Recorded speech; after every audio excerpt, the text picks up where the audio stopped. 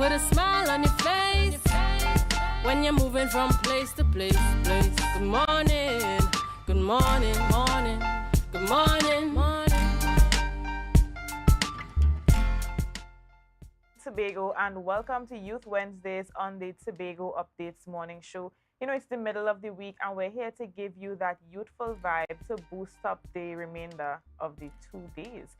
My name is Kaylee Lewis, and this morning I am joined by Dwayne Nurse. Good morning and welcome to Youth Wednesdays and Tobago Updates morning show. To be your host for you this morning on Youth Wednesdays. You know, we, as Kaylee said, we really try to bring that energetic, youthful vibe. And of course, through our rundown, to our interviews and our discourse, you know, we try to bring out that for you every Wednesday. I want to welcome all of you and listeners on the varying platforms that you're viewing us on: YouTube, Facebook, and the channel 102 on Amplify. Good morning to everybody, and I'm also joined with. Good morning, everyone. Right. Nice to be with you this morning, and also viewing audience here to bring you what youthful leader and skills and for the next 2 days. All right, Kayla, I must say that I really love your cardigan this morning. Miss Nancy, I do enjoy your pink. I think you guys are doing far better than I am this morning. You guys make me look good, you know. Thank you guys for that. I should have been in the middle. Mm-hmm. Yeah, I should have been in the middle. But how has your week been thus far? Natalia? It has been a lot, but manageable. Mm. Right? I'm still grateful for life and for actually going through Yeah. and being here on Wednesday. Over to you, Keely, as well. How was your week?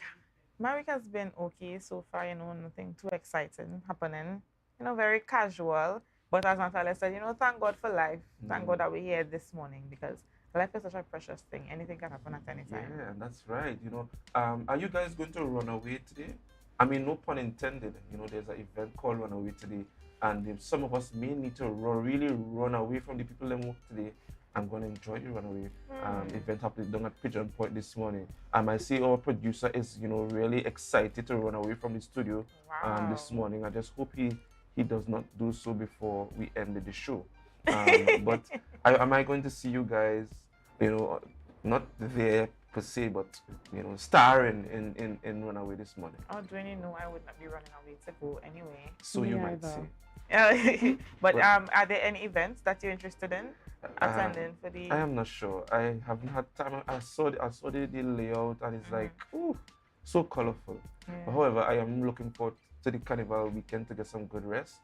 I may head to Trinidad. You know, I may. I may not know. Are you going to camp? You should take me to camp Nah, this year. boy, we ain't plan to come this year, girl. Real? But next year. Okay. Next year. I really Natalia, want Natalia always, you know. I need to go to a church camp. Yeah, so next year Sounds Carnival. Yeah, we go plan it for February, March. But anyway, we're gonna go over to Miss Nancy's for news in 90 seconds.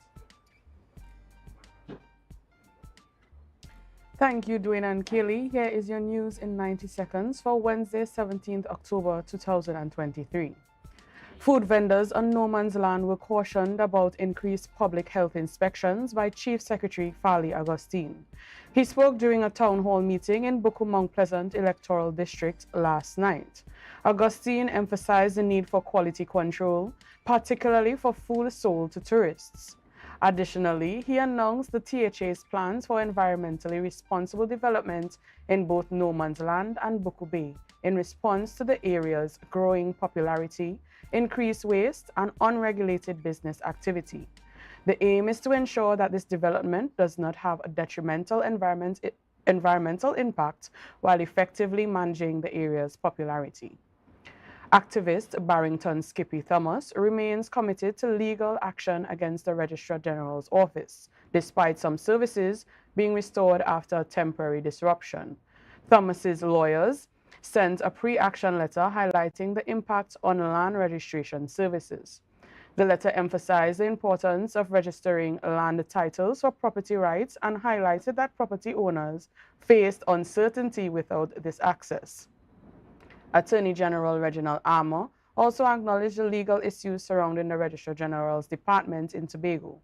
While some services have resumed, issues related to the land registry and deeds remain unresolved, according to Thomas's lawyers.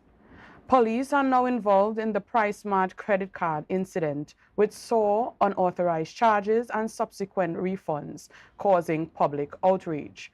However, no formal reports were made.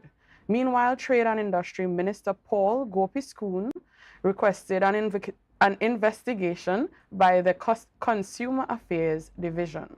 Republic Bank apologized for the issue, citing technical challenges and assured the matter was resolved. PriceMart acknowledged a technical issue and attributed discrepancies to exchange rate fluctuations. And the Bankers Association confirmed there was no fraud or cybercrime against customers. And that was your news in 90 seconds. Right, thank you very much for news in 90 seconds. And we want to go over to the rundown this morning.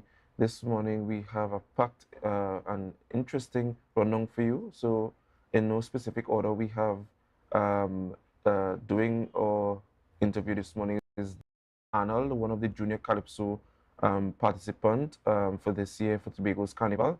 And yours truly will be doing that interview. And next we have JL Morgan, Junior Secretary of Tourism. Doing that interview this morning will be Miss Nancis, and we may have a surprise interview for you guys this morning. So stay tuned, and guys, what we had to tell them to do? Share the live, share the live, share the live.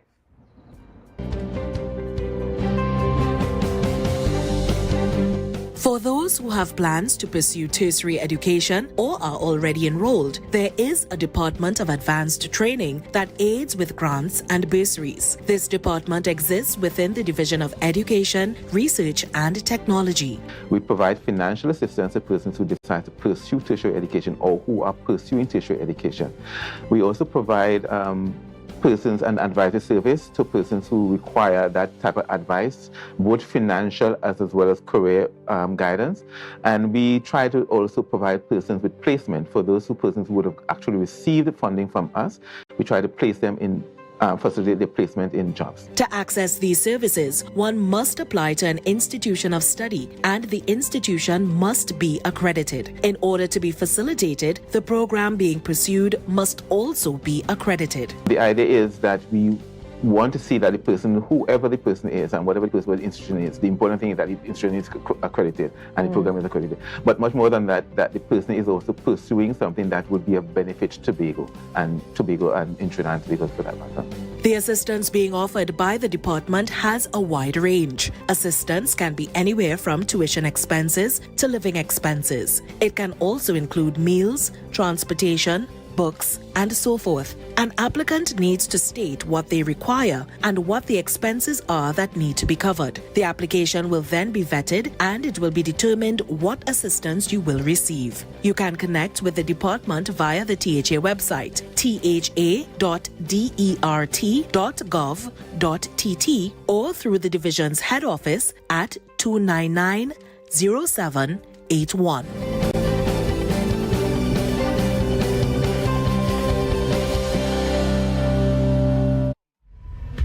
Saturday, 21st October 2023 at 4 a.m. Enter The Hideout. Boy, play rhythm. Hideout. The Cooler Jam. I just want to get my head lashed up. Think I play in this carnival? All I want is go. This is the party you've been waiting for. Cooler than ever. Join the No Behavior crew and revel at the Argyle Waterfall compound. Jam by the water. Jam by your cooler at the only Juve party in the East. Hideout, the Cooler Jam. Get over here! Get over here!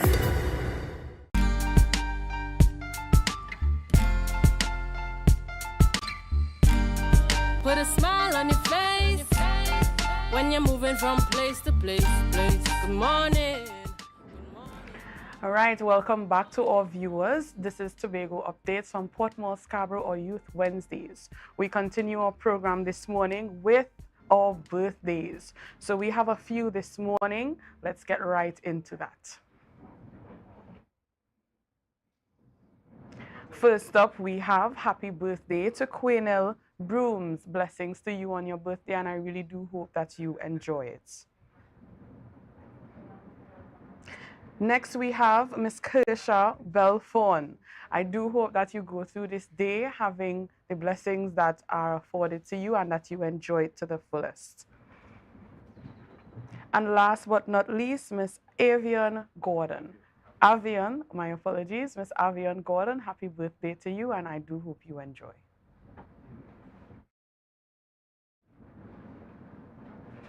All right, so we continue on this morning. Today we have with us Miss JL Morgan. She'll be telling us a little bit of her venture through the CTO, that is the Caribbean Tourism Organization, the competition. Yes? Yes. Yes. So good morning to you, JL. You can, our viewers are this way.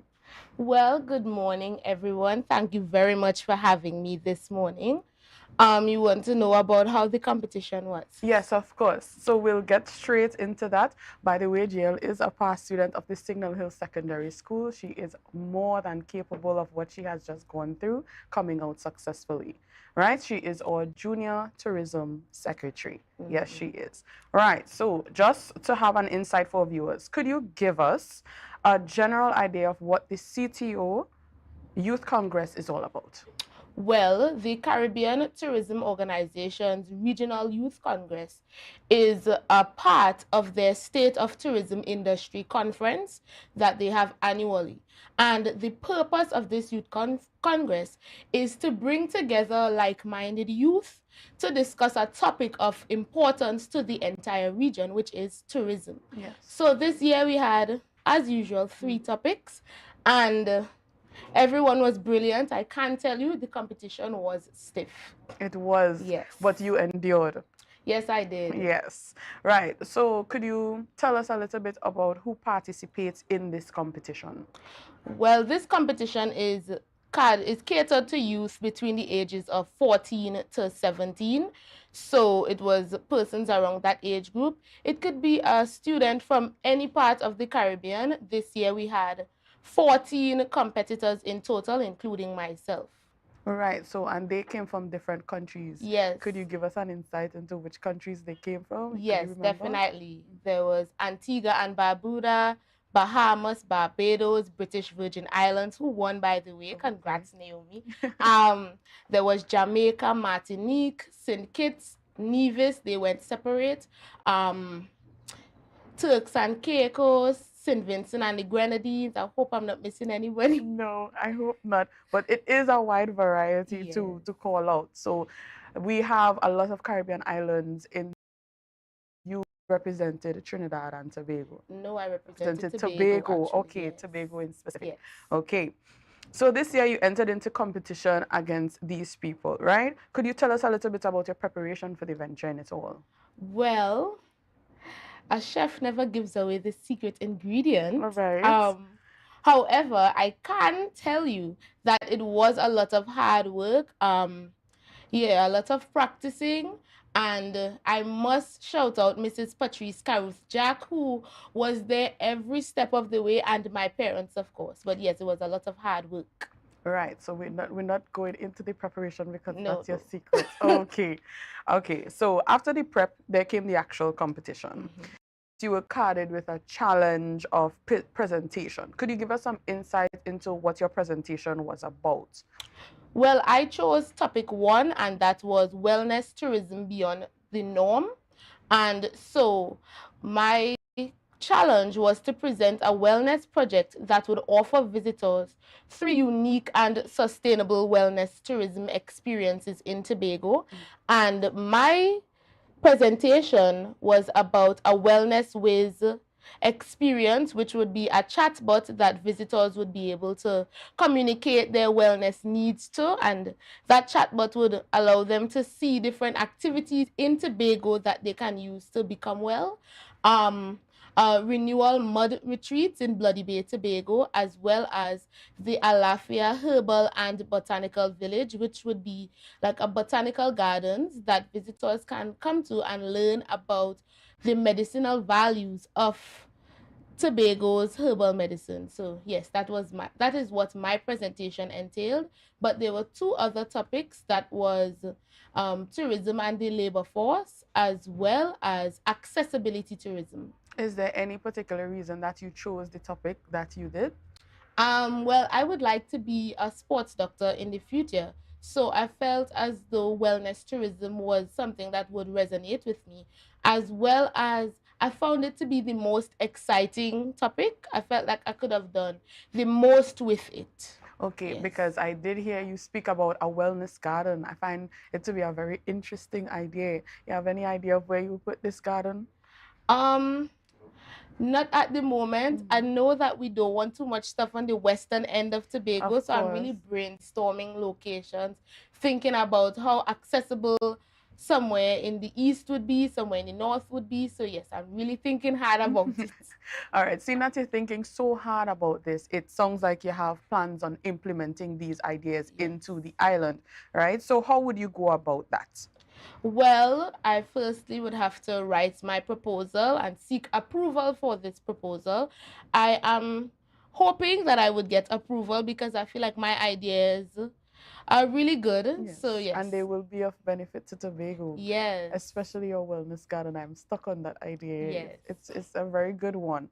Okay, so going forward, do you see yourself actually implementing these plans? Like, do you have you said after the proposal itself. So do you see yourself actively on the ground helping to implement these plans? Yes, definitely. Anybody that knows me know I like doings. I like to get stuff done. I don't like to just talk about something and not actually have an active plan in place. So I will be doing that. I want to do it in partner with other youth in Tobago who love tourism as much as I do, because I feel like this is not about me. This is about youth in Tobago and tourism in Tobago. Right, and you see yourself as the representative who Yes. would speak on our behalf for tourism. Definitely. Right.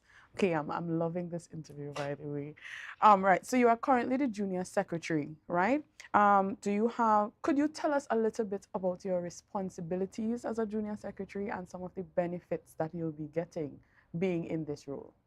Well, some of my responsibilities would include attending certain events, going to meetings, of course, implementing my initiatives. Being a part of the Congress was also one of my responsibilities. Yeah, my responsibilities is basically to be an ambassador for Tobago and be a representative for youth in tourism in Tobago. So you mentioned being a representative for the youth in Tobago. Does this mean that you'll be representing Tobago in Tobago only, or you have some travel plans? Or Definitely. So after the Congress, I would have spoken to some of the other delegates and my mind is firing off. I have a lot of ideas. So I feel like travel will be involved. I am hoping that I wouldn't be the only person going, that I would be able to get other youth in Tobago to come along on my adventures. So yes, I guess that's one of the benefits to being the junior secretary. There's a bit of travel, but it's all responsible. We have to go and get work done while we travel. Right. And you've taken us through your presentation. You've mentioned especially the medicinal garden that I cannot get over, right? But are there any additional plans that you have to do in your tenure? Like, besides what you would have presented, is there anything from the top of your head that you'd like to implement in Tobago during your tenure here? Well, I guess by now you realize I like surprises.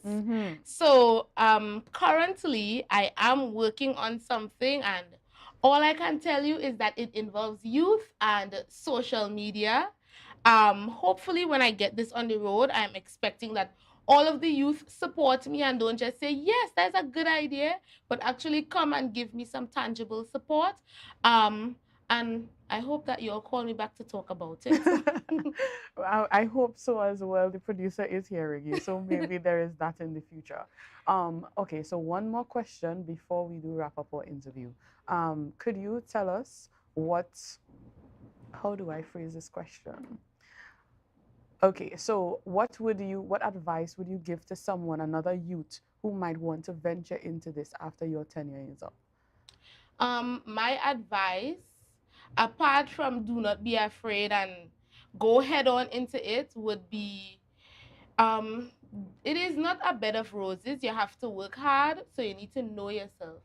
This is a lot of hard work. You have to be able to take counsel from people. You have to be able to converse with anybody, to research on tourism in Tobago, because I didn't do it as a subject. So you have to learn about Tobago. You have to look at what other countries are doing in terms of tourism. So you need to be really passionate about it. Ensure that if this is what you want to do, you have to be passionate about it and willing to endure some stuff, you know? You have to be well equipped for the presentations as well. Yes. Yes. All right. So thank you, JL, for joining us this morning. For those of you joining us, this was Miss JL Morgan, or Junior Secretary for Tourism.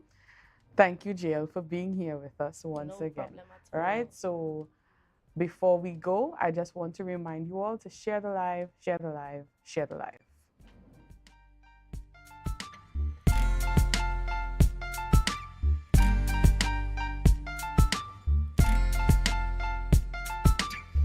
You know, who would I ever believe, Jessica could take care of a child, Oh, I know, right? I'm a kinship foster parent to my nephew Malik. Papa, you remind me of my grandmother, you know, when she used to take care of my cousins. If I didn't step in, I don't know where he would have ended up. Plus, I get support from Children's Authority, training, and counseling. But Jessica, you're not married? That doesn't matter. Once you have a safe home and you're related to the child, you're good. So they just gave money to do this? Yeah, they do give me some money. So, Auntie, you can buy a lamb I gave you for me? Oh, I'm so sorry, Malik, but that money's to take care of you. Okay, smubble up, yes. I will not try. Mommy, you can buy No. Wait, I didn't even finish my sentence. About Lamborghini, you could get lamb stew for lunch. Auntie Jessica could only come when you come in, because all them does do is talk people business. Malakaya Malikole going on the bed. But Mommy, the boy don't even live here. Yeah, go to your bunkers. What? Bunkers? Where's that? I think I'm getting pretty good at this.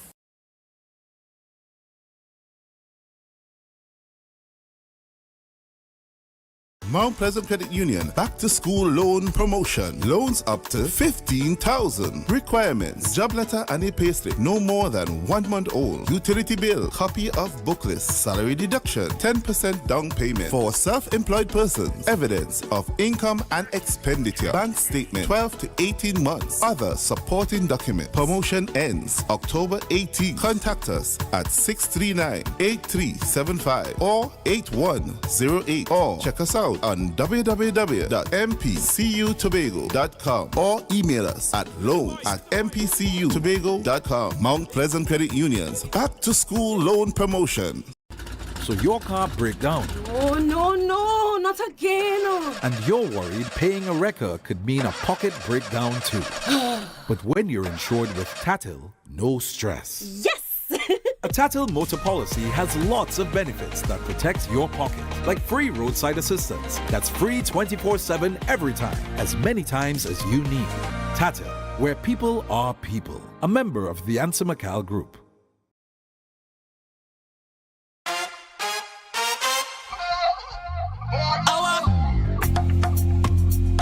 LP, just chat.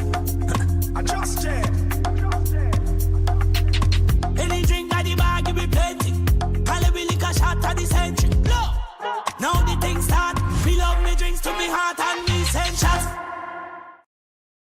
The countdown is on for the greatest carnival weekend in the world. It's time for Tobago Carnival. Friday, October 27th. Sunday, 29th. Come witness the release of the revelry and the ritual of the road in Tobago. This our wee carnival. This is our wee carnival. It's time for Tobago Carnival. Ready yourself for the ritual of the road. Log on to welcometobago.com for more details. Tobago Carnival. Friday, October 27th. To Sunday, 29th.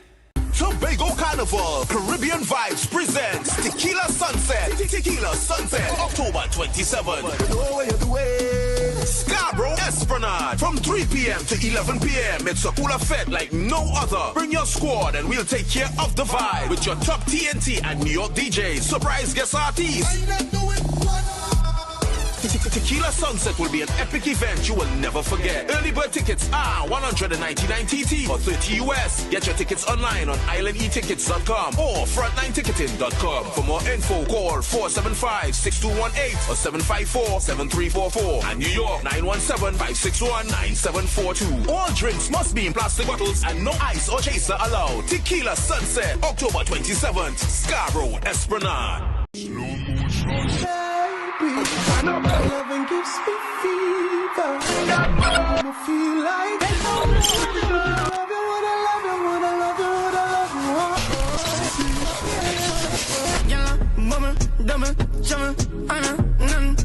there's a butt in the wind. Sha-la-la-la-la. There's a butt in the wind. Sha-la-la-la-la.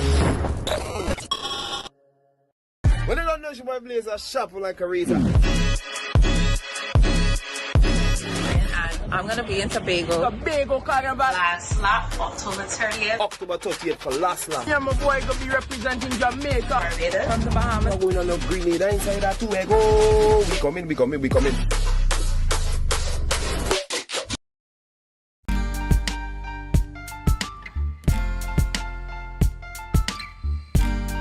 Put a smile on your face when you're moving from place to place. Good morning, good morning, morning, good morning, morning. Welcome back to Youth Wednesdays and Tobago Updates Morning Show. We're viewing us live here in Portmore, Scarborough. This morning, Kaylee and I would be interviewing the Minister Cummings, Minister of Youth Development and National Service. And this morning, the discussion is around national youth development. I want to welcome the Minister Cummings this morning. Good morning to you and welcome. Are you seeing me properly? Okay. Yes, we are. A pleasant good morning to you and welcome to Youth Wednesdays on the Tobago Updates Morning Show. How are you this morning? I am great and it's a pleasure for me to join you this morning. Wonderful. All right. Kelly, you want to do us the honors? Ladies first. Sure, no problem. Okay, so Minister, let's start the discussion around the most recent activity that would have been done in the Trinidad and Tobago youth space, the budget reading. Can we talk about some of the opportunities that were made available for young persons in the budget? Okay, we have, as a government, we have focused our attention on providing opportunities for our young people. As you know, coming out of the budget, we have had allocations for several initiatives of the government, which will include the Youth Apprenticeship and Development Centers. You would know them as youth camps. We did have one at Mount St. George. That, of course, we have started some discussions with the THA on the reintroduction of that residential type learning facility in Tobago, but we also in Trinidad, we do have the facilities at Presto, at Chatham, and at Wallerfield and Chagaramas that we will be opening in two instances, and also at El Dorado for girls. So in Trinidad, we have 5 facilities, and we're hoping that we can have at least 1 facility in Tobago. That's for residential apprenticeship training. In various skill areas, we do as well, we'll have a suite of non-residential centers that will offer similar type of training facilities. Now, in addition to that, we do have the MILAT program that's been doing very successfully with the Defense Force, mainly for boys, but we are introducing a pilot program for girls in this fiscal. We also have the MyPart program, Civilian Conservation Corps program, and as well, we have several entrepreneurships. So what I dealt with there would have been the training programs, which will train young people in several skills, the traditional skills of carpentry, masonry, etc., in addition to other skills in computer programming and computer repairs, business, etc. We also have a suite of business programs, which will put forward our entrepreneurship for young people. You know that we have a suite of agriculture, youth and agriculture programs, the YAP, the homestead program, training young people to get involved in agriculture, in a homesteading environment. We have the Shade House program. We have just partnered with the PTA, for instance. We have given 5 of those shade houses to Tobago. They should be established not too long from now. And we have the agriculture program. So altogether, those 3 programs, we will train 1,500 new farmers by 2025. The government has also introduced. Okay, Minister, Yes? so we need to take a quick break. We just have to sort out some stuff, so we'll be back in a couple minutes. So viewers, remember to share the live, share the live, share the live. And as soon as we return, we'll be continuing our discussions with the Minister for Youth Development and National Service, Minister Cummings.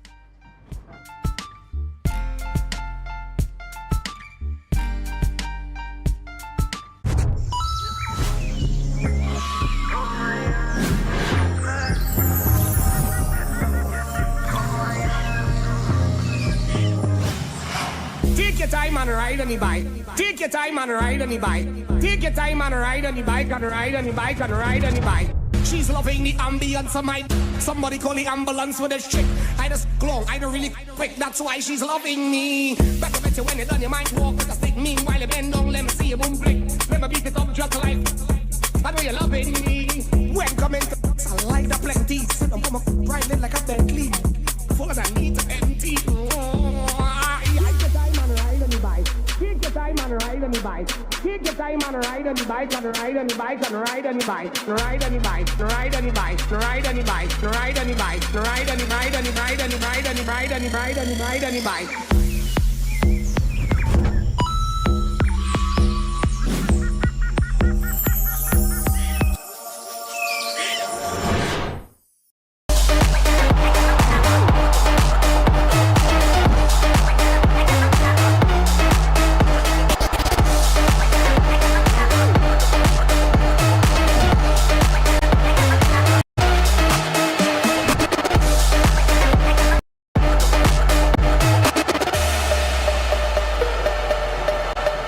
Rotisserie, mouth-watering fries, salads, combos, and specials galore. Feeling for something to eat? Come and see. Our rotisserie is seasoned to the T. Kicking chicken, masala, and jerk roast. Crispy fries made from scratch. Who do you know can beat that? Or salads freshly cut and packed. When you taste it, you'll be wanting to come back. So come check us out on number 2 Robinson Street, Uptown Scarborough, Tobago. We open on Saturday nights from 7:30 to 11:30 p.m. Monday to Thursday, we're open from 10 a.m. to 9:30 p.m. and on Friday, 10 a.m. to 4:30 p.m. Contact us at 772-7443 and all social media handles at The Rotisserie Factory.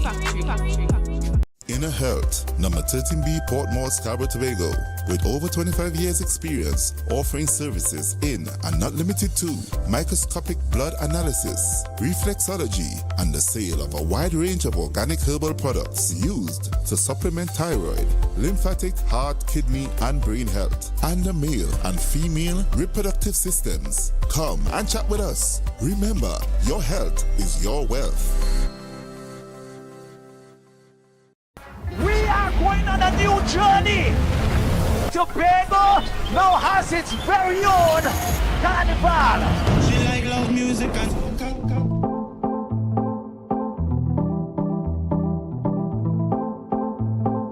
Platinum touch.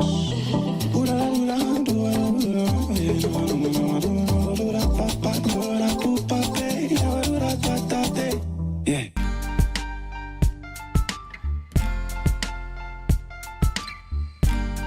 Put a smile on your face when you're moving from place to place. Good morning, good morning. Good morning, viewers, and welcome back to Youth Wednesdays on the Tobago Updates Morning Show. This morning, we're continuing our conversation with the Minister for Youth Development and the National Service, Minister Cummings. Good morning again, Minister. Good morning again. Okay, wonderful. So we left off the conversation with some of the opportunities that are available for young persons via the Ministry of Youth Development and National Service. And we were talking about programs like MyLot. And we spoke about the program being available to young females very soon. But are there any plans for this program to be extended to Tobago? Yes, we have had discussions with the THA regarding the MyLab program. We already have the CCC in Tobago, and we are to share this program with Tobago as well. We've started those discussions, and we expect that those discussions will be fruitful. I can tell you, I was speaking as well about our agricultural programs, and I shared that we already started to send material for shade houses to Tobago to expand that shade house production, which involves the production of vegetables like kale and broccoli and cauliflower and stuff.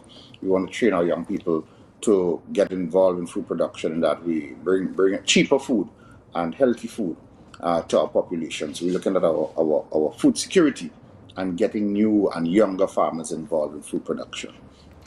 The government is as well also going to support young business. So we know a lot of youth are involved in business and they might have difficulty starting up. We have approved what we will launch is a small business or micro business entrepreneurship grant.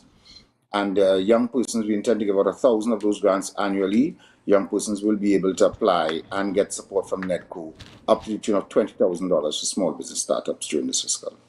So from my observation, and obviously from this conversation, we can tell, Minister, that you are definitely a stickler for youth in entrepreneurship and youth in agriculture specifically. Some time ago, I would have heard you mention that you have a plan to have 1,500 young farmers by 2025. In terms of your progress to reach that target, what has the progress been like so far? Do you see it? Do you think that is something that will happen by 2025? Just, give your comments on that. Well, I will share the roadmap.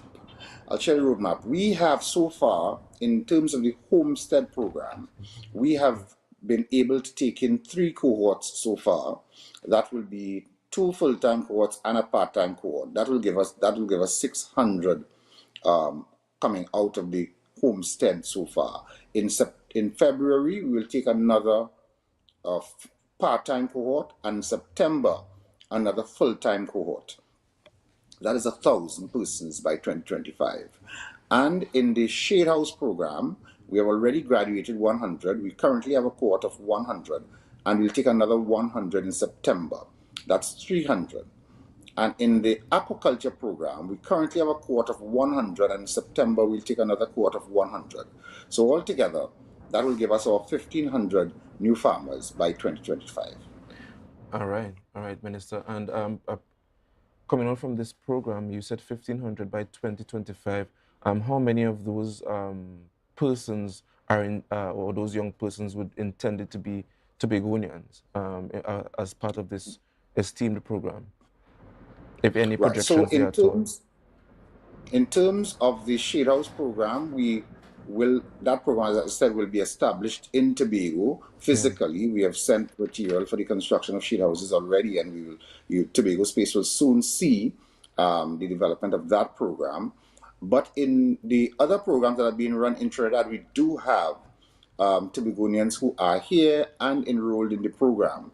So in the initial stage, there are Tobagonians coming to Trinidad to take the program. But as we expand our relationship with the THA and implemented some of these programs in Tobago, we will be able to, of course, touch the life of more Tobagonian young people. Yeah. All right, thank you very much. When looking at your plethora of programs and the centers that you guys have, it's really commendable.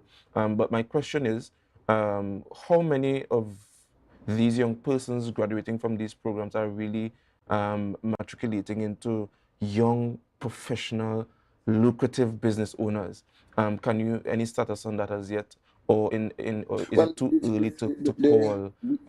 Your yields. We do have a lot of young people who are already in business. Now we have a youth caravan and education and career caravan that we have started to move throughout the communities, taking this as an example of what the government has in place for young people, signing people up at the same time. And what we have realized, because the NEDCO runs an entrepreneurship village that allows young people to display their product and their business at the caravan, is that a lot of the persons who we have trained, I can't give you figures now, but I will work to provide that. A lot of persons that we have trained have moved on into their own business and are now displaying to the national community what they are involved in, and they are getting the support and doing quite a lot, and we are very supportive of that. It is that type of information that allowed us to conceive the introduction of this small business startup grant, because we realized after we've trained them, a lot of them do not want to become an employee.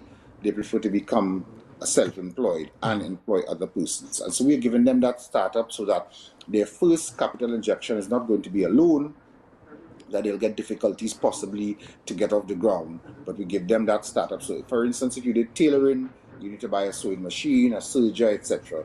That $20,000 is going to work well for you to set that up and start, and later on as you progress, you may want to take access of the loan facilities and so forth. And if we do 1,000 of that annually, then you can see the kind of reach we're going to have. In 2 or 3 years, we'd have done about 3,000 business startups. And that is to say what we are adding to what already exists. Right. And, you know, in continuing discussions, though, my question is, given that there has been a plethora of issues affecting our young people, namely in the area of crime, can you say what are some of the new measures your ministry has in these programs to help, you know, curb the issue of crime? I mean, you're not national security per se, but you're youth development. What are some of the new initiatives on the That is a good question, because in that the regard? view that that's a good question. We have shared the view that it is not only crime detection and prosecution and all that comes with that, sentences and so forth, that will treat with crime and the deterrent of persons who want to go into a life of crime, who are involved in a life of crime.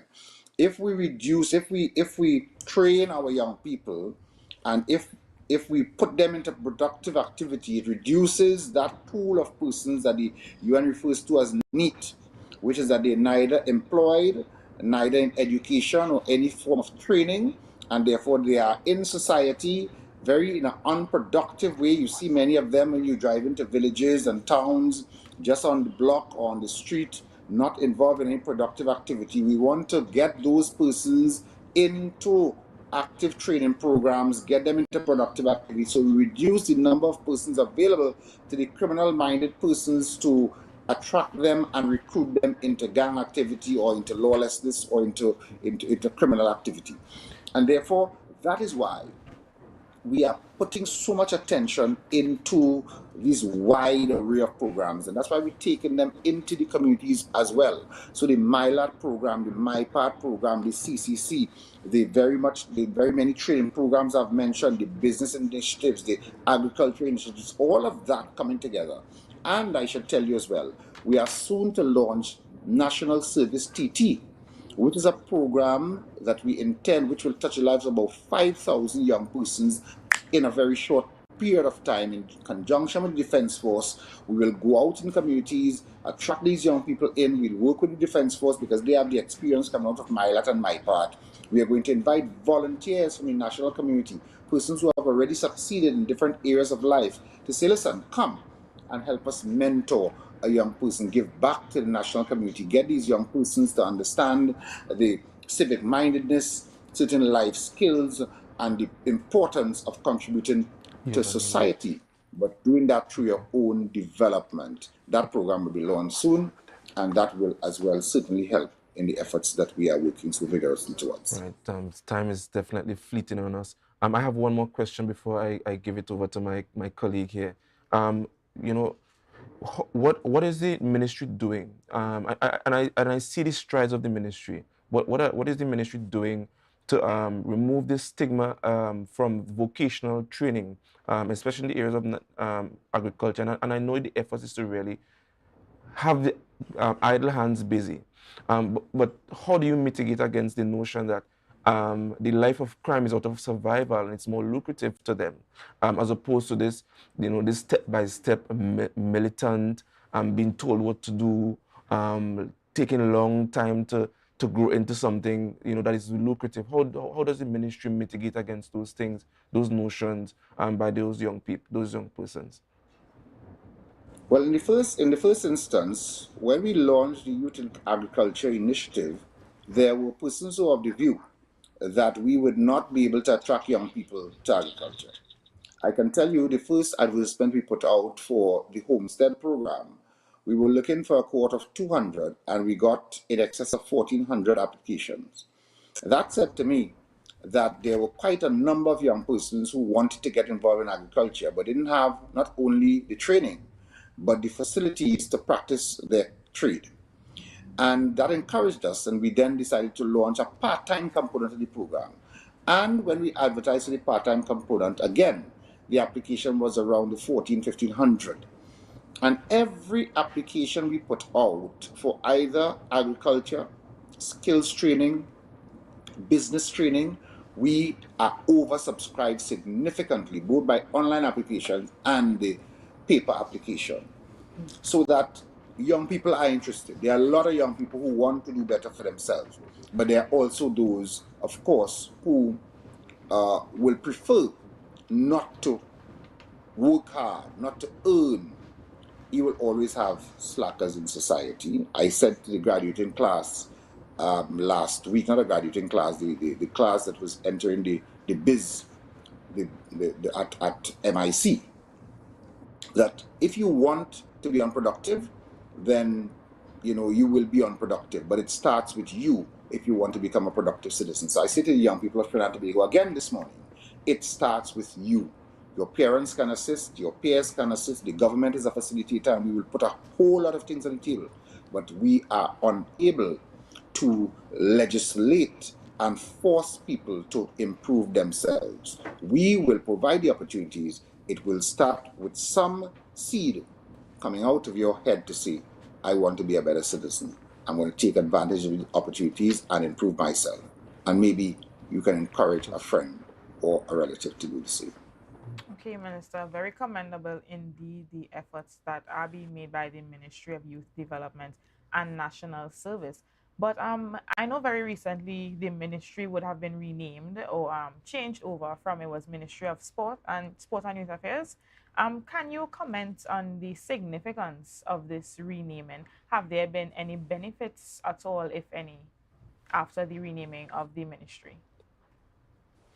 Well, it is the first time that we have a Ministry of Youth Development and National Service. A bit more than a renaming. Before, Youth Affairs was a division under the Ministry of Sport. The Prime Minister, in his wisdom, created a ministry understanding the problems that attend to our young people in our current circumstances, put together a ministry specifically for the development of young people. And what that did is it pushed us in a position to focus at a type of attention and resources that we did not do before. And it started off with Minister Hines. They developed a national youth policy, and that policy set a number of pillars for us to stand on and promote our youth development initiatives. As you would have seen in the public space, we have taken on this assignment very seriously and vigorously, and we have had the support of the cabinet behind us. And in so doing, we have been able to start to touch the lives of many young persons who would not have been, who fell into that category I spoke to you about earlier, that NWT category, which you see all the time in the villages, on the blocks, on the corners, not doing much on a daily basis. Their job is to get up in the morning, meet their friends on the corner, and spend the day doing pretty much nothing. Very accessible to persons who want to encourage them to go into the wrong direction. And this ministry is taking that on board. But in addition, we are also providing opportunities for other young people, the vast majority of our young people who just want to improve themselves and look for some direction in life and look for opportunities for upward mobility. They may have gone to secondary school, they didn't do a skill, and they realize that it is persons coming out of the skilled areas who are really making a good living. Much better than some persons who would have excelled at academics. And so they want to take advantage of a skill, and we are making that available in heavy equipment operation. We are doing so in auto mechanics. We are doing so in air conditioning, refrigeration, plumbing, carpentry for the construction sector. As a matter of fact, I can tell you that our heavy equipment operation, training people to operate backhoe, excavator, dump truck, skid steer, forklift, etc., has been very successful. We are soon to launch a program in South Trinidad for machine shop operations. We will welcome, of course, and be able to accommodate some applications from our brothers and sisters in Tobago. Very next week, to visit a facility that will afford us the opportunity to train our young people in crane operation, in tower crane operation for the construction sector, in mobile crane operations for the port and the marine industry. We are putting training programs out there in a way that has never been done before, and we expect and we have been seeing the participation, which encourages us to continue to do more. Okay, Minister, so we're receiving that signal that we're out of time. We want to thank you so much for coming and joining us this morning on the morning show here on Tobago Updates. We really hope that you can come back another time so that we can finish the conversation, because it has been quite interesting and informative. And I really hope that a lot of young persons who are listening, you know, they take advantage of the opportunities that are being made available by the Ministry of Youth Development and the National Service. So, you know, we just want to thank you again so much. You know, I'm sure that Dwayne shares the same sentiments. Yes, you know, it's great, and I hope he does continue to foster more conversations with the THA to bring those interesting programs to Tobago, you know, to help further develop the youth nationally. So, guys, this brings us to the end of our interview this morning. Thank you, Kaylee, for sharing this interview with me. We have up next the Youth Calypso, Calypsonian to interview. I think you'll be doing that interview? Yeah. Oh, me? Yes. Ooh, thank you very much. Thank you very much. Thank you very much. She's Miss Anya Annel, and she is up next, being interviewed by Mr. Dwayne Nurse. So, you know, we're just going to take a short break, and what do we have to tell the viewers? Share the live, share the live, share the live.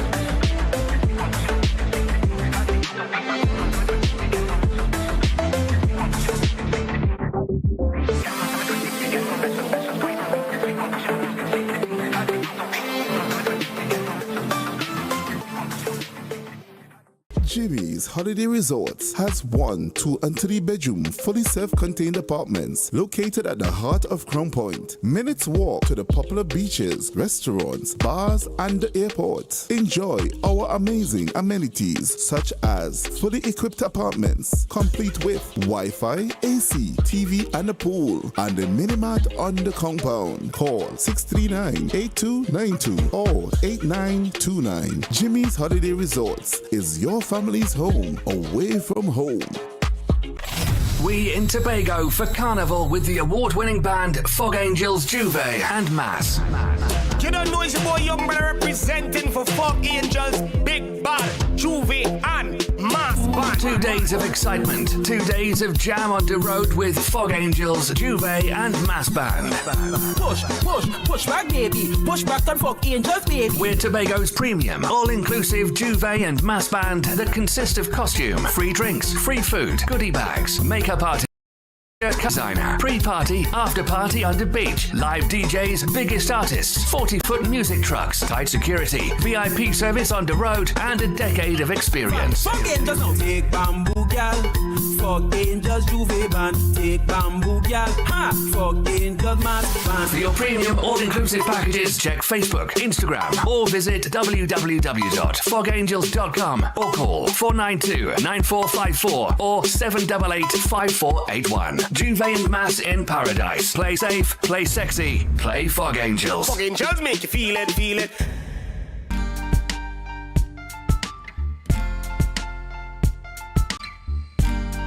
Put a smile on your face when you're moving from place to place. Good morning, good morning, morning, good morning, morning.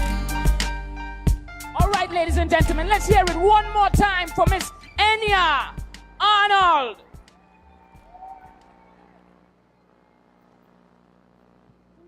This thing getting real out of hand, boy. Every day is a murder and they're finding illegal guns. Hey, we need to fix this thing now, yes?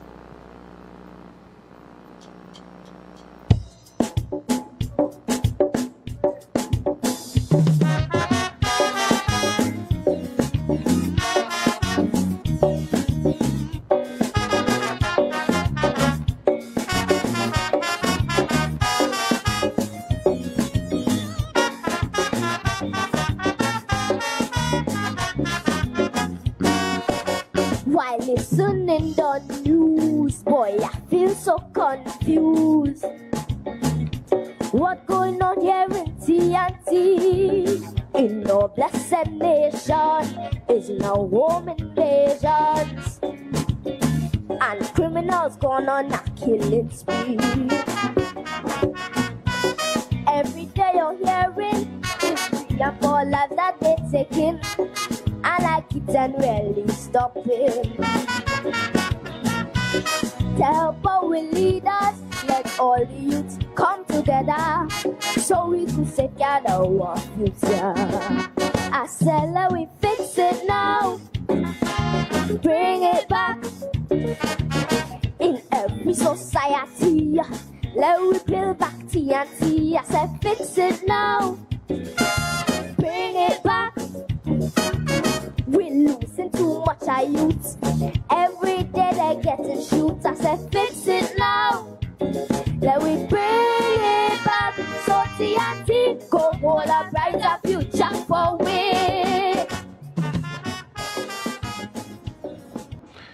Welcome back to Youth Wednesdays and Tobago Updates morning show. As you just heard, on junior championship for the junior soca monarch here in Tobago, Miss Anya Annel. And I want to welcome you this morning. Good morning. Good morning. How are you this morning? I'm good. What is the name of that song? That song is a really nice song. Quite telling. The name of the song is Fix It Now. Fix It Now. And it was dealing with some issues about crime and things. Yes. Who helped you write that song? Mr. Lyndon Rowley. Mr. Lyndon Rowley. So you seem to have a very nice voice. Where did you get that voice from? How long did you start singing? I started singing when I was 3 years old. 3 years old. So you're a prodigy. You say you're very good at singing. So you could teach me a thing or two. Maybe. Maybe. So what school do you go to though? I attend Signal Hill Government Primary. Primary school. And what class are you in? I am in Standard 4. You want to shout out your teacher? Sir Peter King. All right. But what got you into this competition? Why did you choose to do Calypso? I love Calypso. It has a strong message in it. Okay, nice. And why did you choose that topic per se? Is it because you were tired of seeing, the young people dying on the streets, the news? Because I remember in the song you highlighted that, the news have you so confused. So is it because it's so much crime happening in this space? Yes, it's because of that. And what are some of the things you think could happen to help, fix crime in Trinidad and Tobago? We could help secondary school children because some of them are drinking and smoking right now. Right. Yes, you're right. You are right. And that's a good thing. And just before we had the Minister Cummings, talking about youth development. So perhaps he should come into the schools and have some things done for those children who's smoking and drinking. Yes. Right. So how did you feel to win this competition? I felt proud of myself. Why proud? Because I'm just 9 years old and I won the Junior Calypso Monarch. She's just 9 years old and she won the Calypso Junior Monarch 2023. What was it like, preparing for the win? Was it hard? You sang every day? Did you ever get hoarse throat? It was challenging. What are some of the challenges you faced though?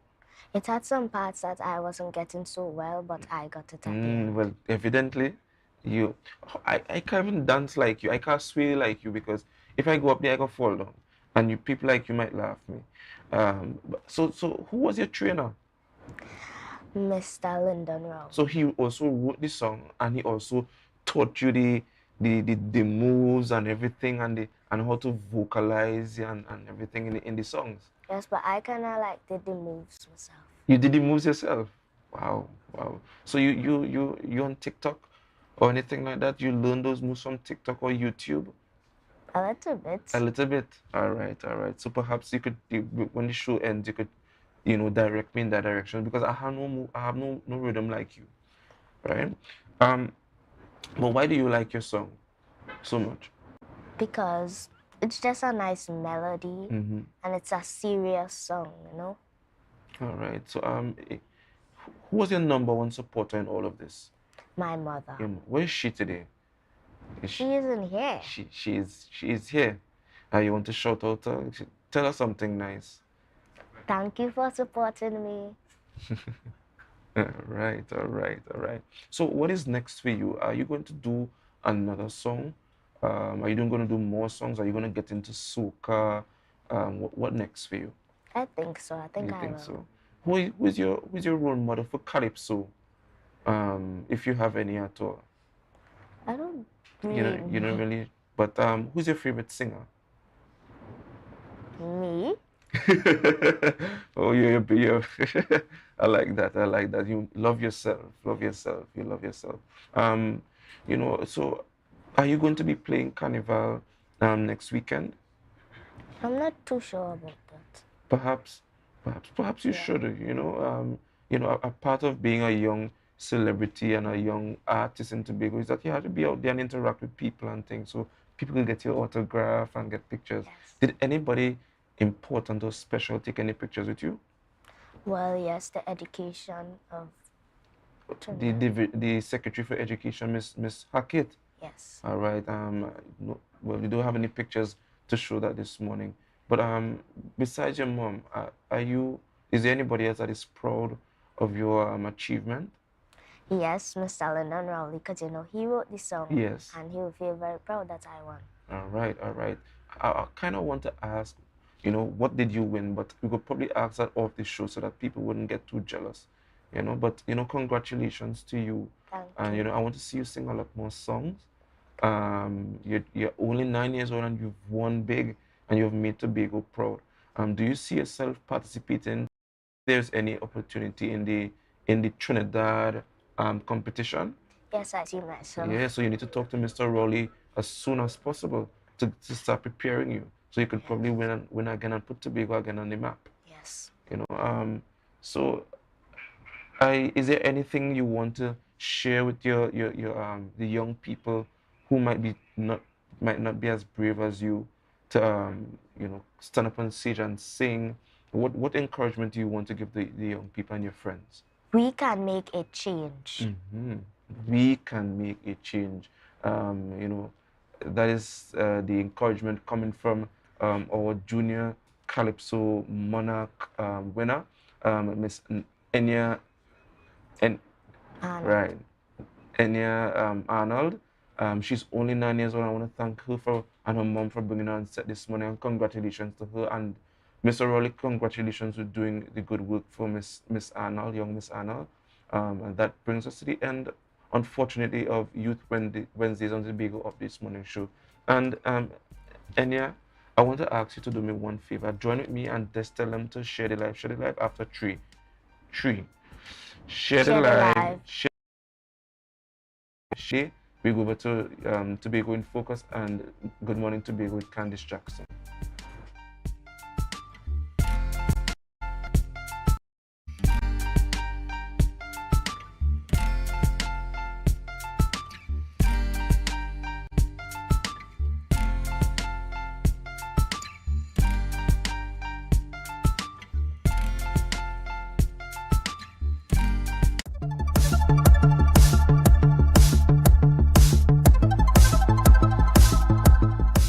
Grow Smart. It's an initiative conceptualized by women for women. The NGO, women-owned media and education network, in partnership with the British High Commission, selected women from rural communities in Trinidad and Tobago to learn to, well, grow smart. Essentially, through the 6-week training, 10 female farmers and agribusiness entrepreneurs from Tobago will be empowered through training and education in sustainable and cutting-edge practices. The UK's contribution to this creative thinking is to partner with our NGO called Women and to be part of the Grow Smart initiative.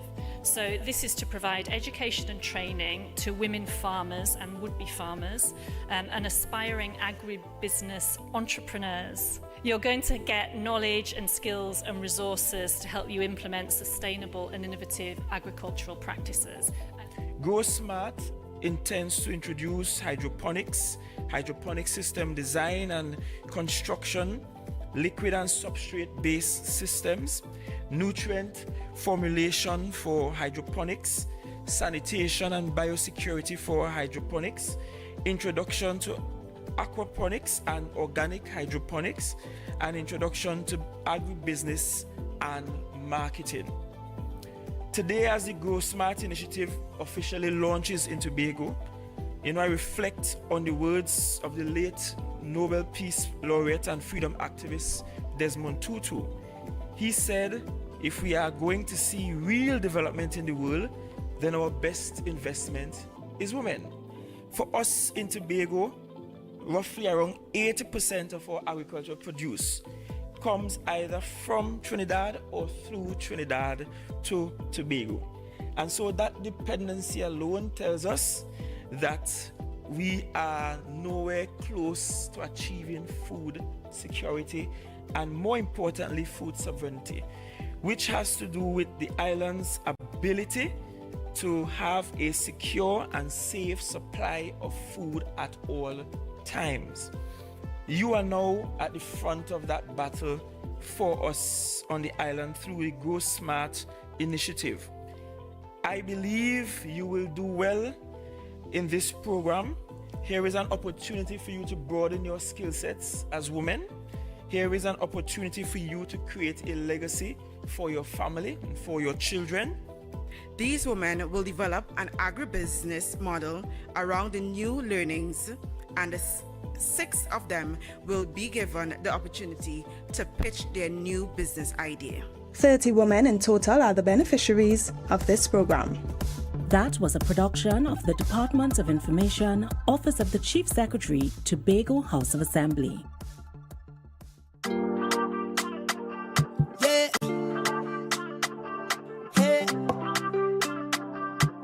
Tobago updates. Good morning, Tobago. Wake up with Candace and Denicia. Let's go. It's a brand new morning. Rise up to a brand new dawning. As the passion start to rise, the energy fill the skies. I say thanks for favor. Welcome to Good Morning Tobago on Tobago Updates, your source for current affairs in Tobago, Trinidad and the region, with the perfect conversations to complement your morning routine. I am Candace Jackson, and we are coming to you live from the Food Hub here in Shaw Park, where the World Food Day celebrations and activities are all taking place. And we got you all covered this morning for this very special edition of GMT. But before we get into anything, let's just get into our news in 90 seconds. Food vendors on no man's land are cautioned about increased public health inspections by Chief Secretary Fali Augustine. He spoke during a town hall meeting in the Bukuman Pleasant Electoral District last night. Augustine emphasized the need for quality control, particularly for food sold to tourists. Additionally, he announced the THA's plans for environmentally responsible development in both No Man's Land and Buku Bay in response to the area's growing popularity, increased waste, and unregulated business activity.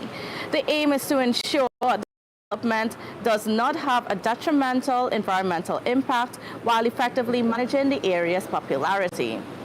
Meanwhile, activist Baron Thomas remains committed to legal action against the Registrar General's office, despite some services being restored after a temporary disruption.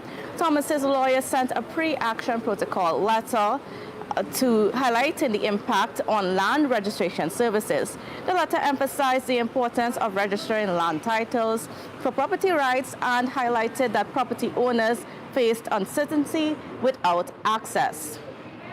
Attorney General Reginald Amore also acknowledged the legal issues surrounding the Registrar General's department in Tobago. While some services have resumed, issues related to the land registry and deeds remain unresolved, according to Thomas's lawyers. And finally, police are now involved in the PriceSmart credit card incident, which saw unauthorized charges and subsequent refunds, causing public outrage. However, no formal reports were made. Meanwhile, Trade and Industry Minister Paula Gupiskun requested an investigation by the Consumer Affairs Division. Republic Bank apologized for the issue, citing technical challenges, and assured the matter was resolved. PriceSmart acknowledged a technical issue and attributed discrepancies to exchange rate fluctuations. And the Bankers Association confirmed there was no fraud or cybercrime against customers. And that was your news in 90 seconds. And viewers, like I said, it's World Food Day. It's the World Food Day activities that are happening here at the food hub in Shore Park. And of course, it's something that we all look forward to every year because it's where you get plants, it's where you get some nice fresh fruits and vegetables. But World Food Day activities is more than just a focus on us being able to get some of our farmers' goods. It's about how we grow our food, how we manage our resources and so on, and how we get a better food security on the island. And just to give you an idea of what's in store for this World Food Day, the theme for this year is Water is Life, Water is Food. Leave no one behind. Water is essential to the earth, and it covers, of course, the majority of the earth's surface, and it makes up to 50% of our bodies and produces food, and it supports livelihoods. But we have a challenge right now in 2023 where water is becoming a concern. I know you've been experiencing the heat. I know I have. It's been really hot lately. If it's been so hot that sometimes we feel that we don't want to be outside and we just want to stay outside in a condition, could you just imagine what some of the farmers and so on are dealing with in terms of the heat and so on, and making sure that their plants have what they need to survive? Because, of course, if they can't grow their food properly, then we do have a problem in establishing food security. And with a food import bill of over $7.3 billion in Trinidad and Tobago, $7.3 billion is what we spend to import our food. I mean, it's definitely a concern, and it's one of the things that we need to deal with. So the focus for this year's production, or this year's World Food Day, is on making sure that we can find ways, sustainable ways, in order to harvest water. And we are definitely going to get into those conversations in just a bit. So please don't go anywhere. We'll be back right after this break.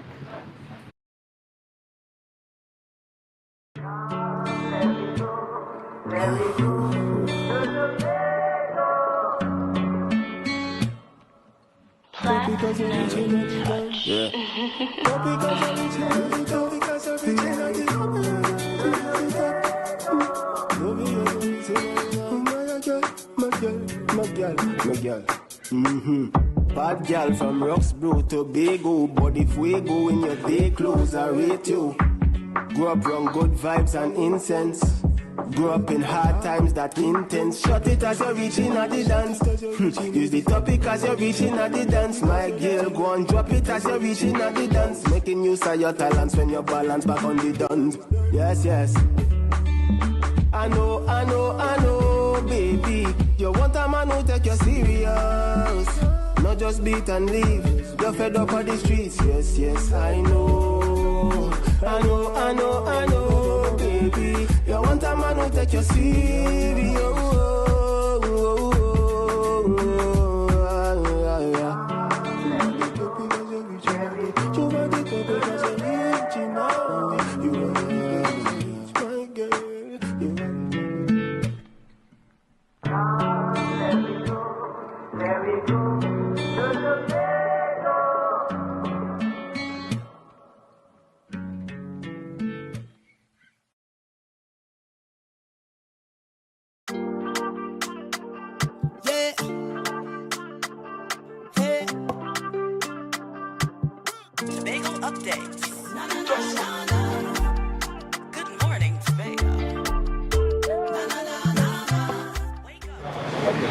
Welcome back to Good Morning Tobago on Tobago Updates. And viewers, we are joining you live from the Food Hub in Shore Park, where we are getting ready for World Food Day. And then we are getting you connected with all the things that are on the schedule for today, especially in light with the theme for this year, which is Water is Life. Leave no one, water is life, water is food, leave no one behind. And we are being joined right now by Ms. Kirtian Cornwall Thomas, who is a technical field assistant in the Department of Agriculture. Good morning and welcome to you. Good morning. Thank you. All right, so you're an expert when it comes to livestock, right? So you deal mostly with livestock within the division. Yes, I do. And so can you tell me a little bit about just some of the things that you do within the division? Okay, within the livestock division, we focus on all aspects, even wildlife, right? We look at exotic birds, we visit farmers, give them technical advice, and we also refer them to the vet if necessary. And leading up to this World Food Day competition, we judge animals, where we visited all the farms, and we also judge cattle and pigs, and then we looked at poultry and rabbits. Okay, great. So for today's exhibition, you will be seeing just the first place winners of each category. Now, would we be having any livestock on display this morning? Yes, we have lots of livestock on display this morning. Only the winners of each category would be here. Certainly. Now, I want to get into the theme for this World Food Day, for World Food Day 2023, which is what is life, what is food, leave no one behind. And I want to, give us an idea of what some of our livestock farmers are facing right now when it comes to the heat, when it comes to our water supply, and making sure that we can properly take care of our animals. Okay, in the aspect of livestock, some of the challenges faced is not just the heat, but let us look at infrastructure as well. Access to their farms, with the heat source now, they have to have adequate supply amount of water on a daily basis, and this seems to be a challenge as they were not prepared for this. As some of them do have the necessary mechanisms in place to deal with stress. So it's kind of labor intensive as well to get their animals, to get water source to their animals in some rural areas. And what services are the division supplying or assisting farmers with in terms of, or technical advice in terms of how we can best deal with some of the conditions we are faced with now? Right. Based on the challenges we have now, what we encourage farmers to do is invest in more water tanks or pump systems. Try to paint the tanks in white so the water could be cooler. And to ease up on the labor, you could use automatic water wells. We try our best to do that. The incentives they have in place is that when you invest in these equipments, you get back a certain percentage. So there is something in place. Yes, there's something in place. Farmers. Right. What about in terms of some of the other things that we can do that might be a little bit more sustainable in terms of having retention ponds and so on? That is a good idea, but it depends on the location of your farm, right? Some of them do have land tenure, and space is limited for some of them. So what we would encourage is you could buy, you could build water ponds, or on your farm itself, you can have a well, and you could work from there. So farmers can use natural wells? Natural wells. All right, and have you had any issues where that's concerned in terms of WASA? And because I know sometimes WASA can have some stipulations. In the dry season, we have issues with WASA because they try to conserve water as well as the farmers need water for their animals. So it all goes back to sustainability again, and you trying to have water at all times. So you still have to put things in place. Just like how WASA have tanks and well and water systems, you have to put support system in place so when the dry season comes, you should be able to give your animals water. Now, so we try to encourage that. Well, what can you tell us about the livestock or the amounts that we have, or how much do we have, the health of what we have here in Tobago? Based on conversations with the vets, right, we just need to have the farmers practice good husbandry practices. So we need to be out there with them, guiding them because it can be tedious. They are not aware of some of the diseases or some of the health aspects of the animals, so that's where the technical assistant comes in, right? So we have district officers for that, where we visit the farms, right, and it's used. We tell them about it, and then if it's something above us, we call a vet, and we encourage farmers to have a program, a health program in place. So whether it's every Thursday or every second, something like that. So you have a routine checkup on your animals. Don't wait until you see when animals sick or something. As soon as signs of symptoms, you have a daily check on your animals as well. And what about in terms of, making the sheep production grow?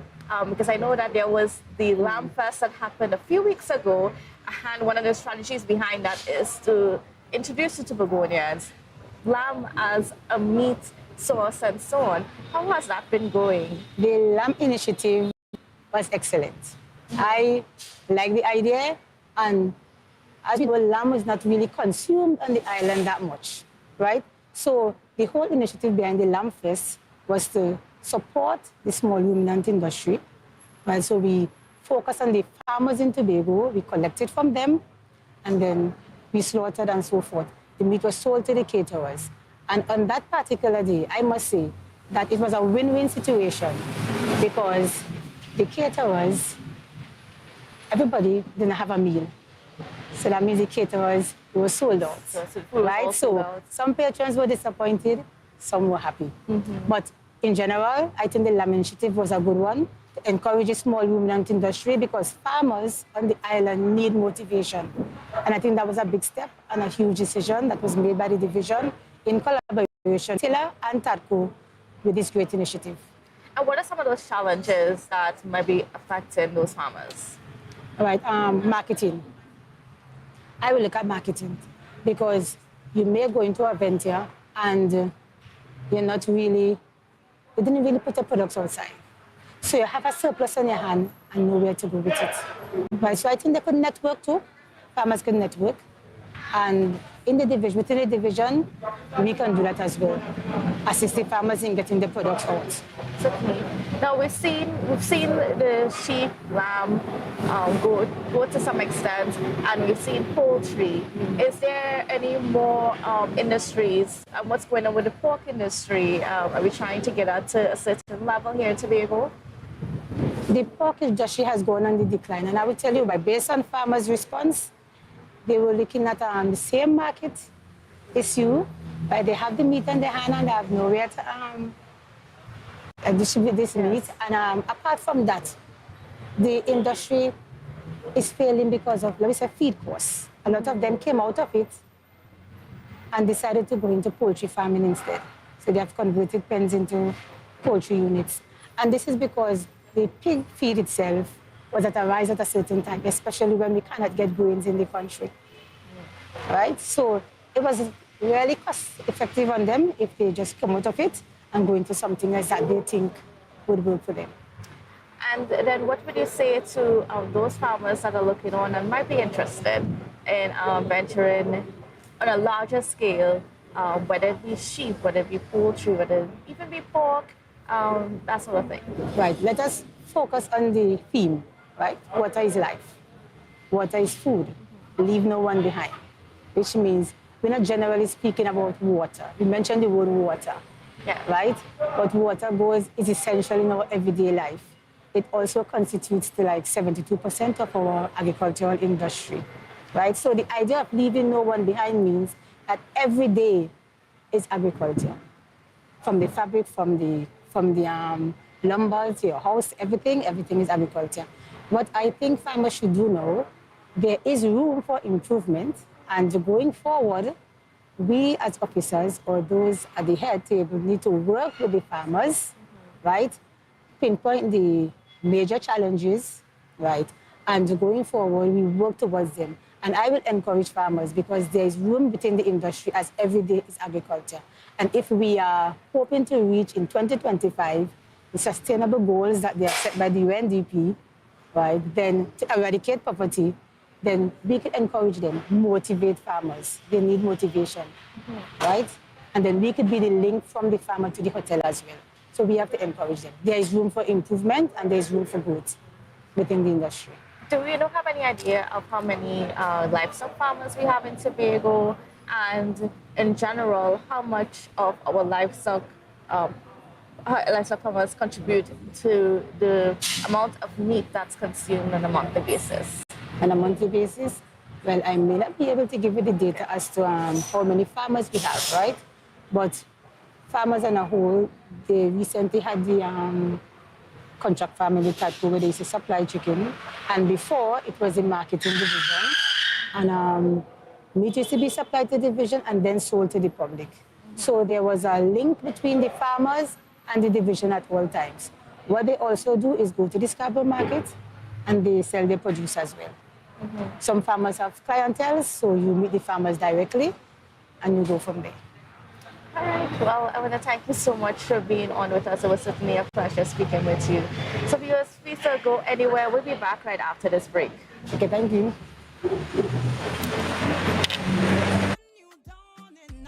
Passion start to rise, the energy fill the skies. On Saturday, 21st October 2023 at 4 a.m. Enter The Hideout. Boy, play rhythm. Hideout. The Cooler Jam. I just want to get my head lashed up.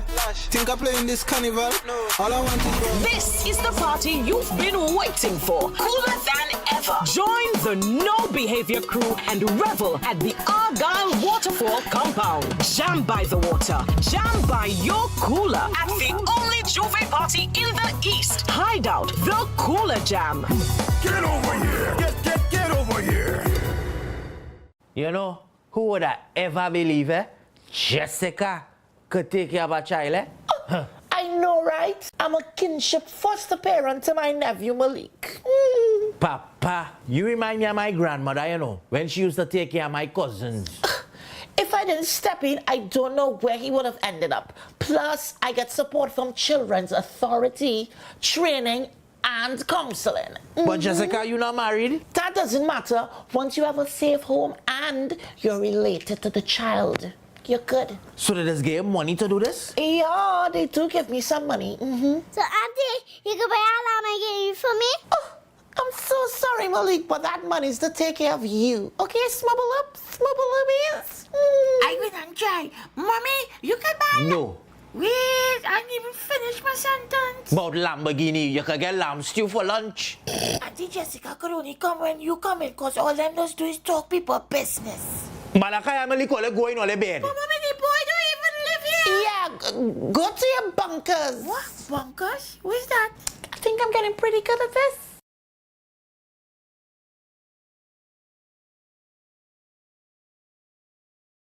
Mount Pleasant Credit Union Back to School Loan Promotion. Loans up to 15,000. Requirements: job letter and a payslip no more than 1 month old. Utility bill, copy of book list, salary deduction, 10% down payment for self-employed persons, evidence of income and expenditure, bank statement, 12 to 18 months, other supporting document. Promotion ends October 18. Contact us at 639-8375 or 8108 or check us out on www.mpcutobago.com or email us at loan@mpcutobago.com. Mount Pleasant Credit Union's Back to School Loan Promotion. So your car break down. Oh, no, not again. And you're worried paying a wrecker could mean a pocket breakdown too. But when you're insured with Tatil, no stress. Yes! A Tatil motor policy has lots of benefits that protect your pocket, like free roadside assistance. That's free 24/7 every time, as many times as you need. Tatil, where people are people. A member of the Ansa McCall Group. Yeah. Hey. Tobago updates. Good morning, Tobago.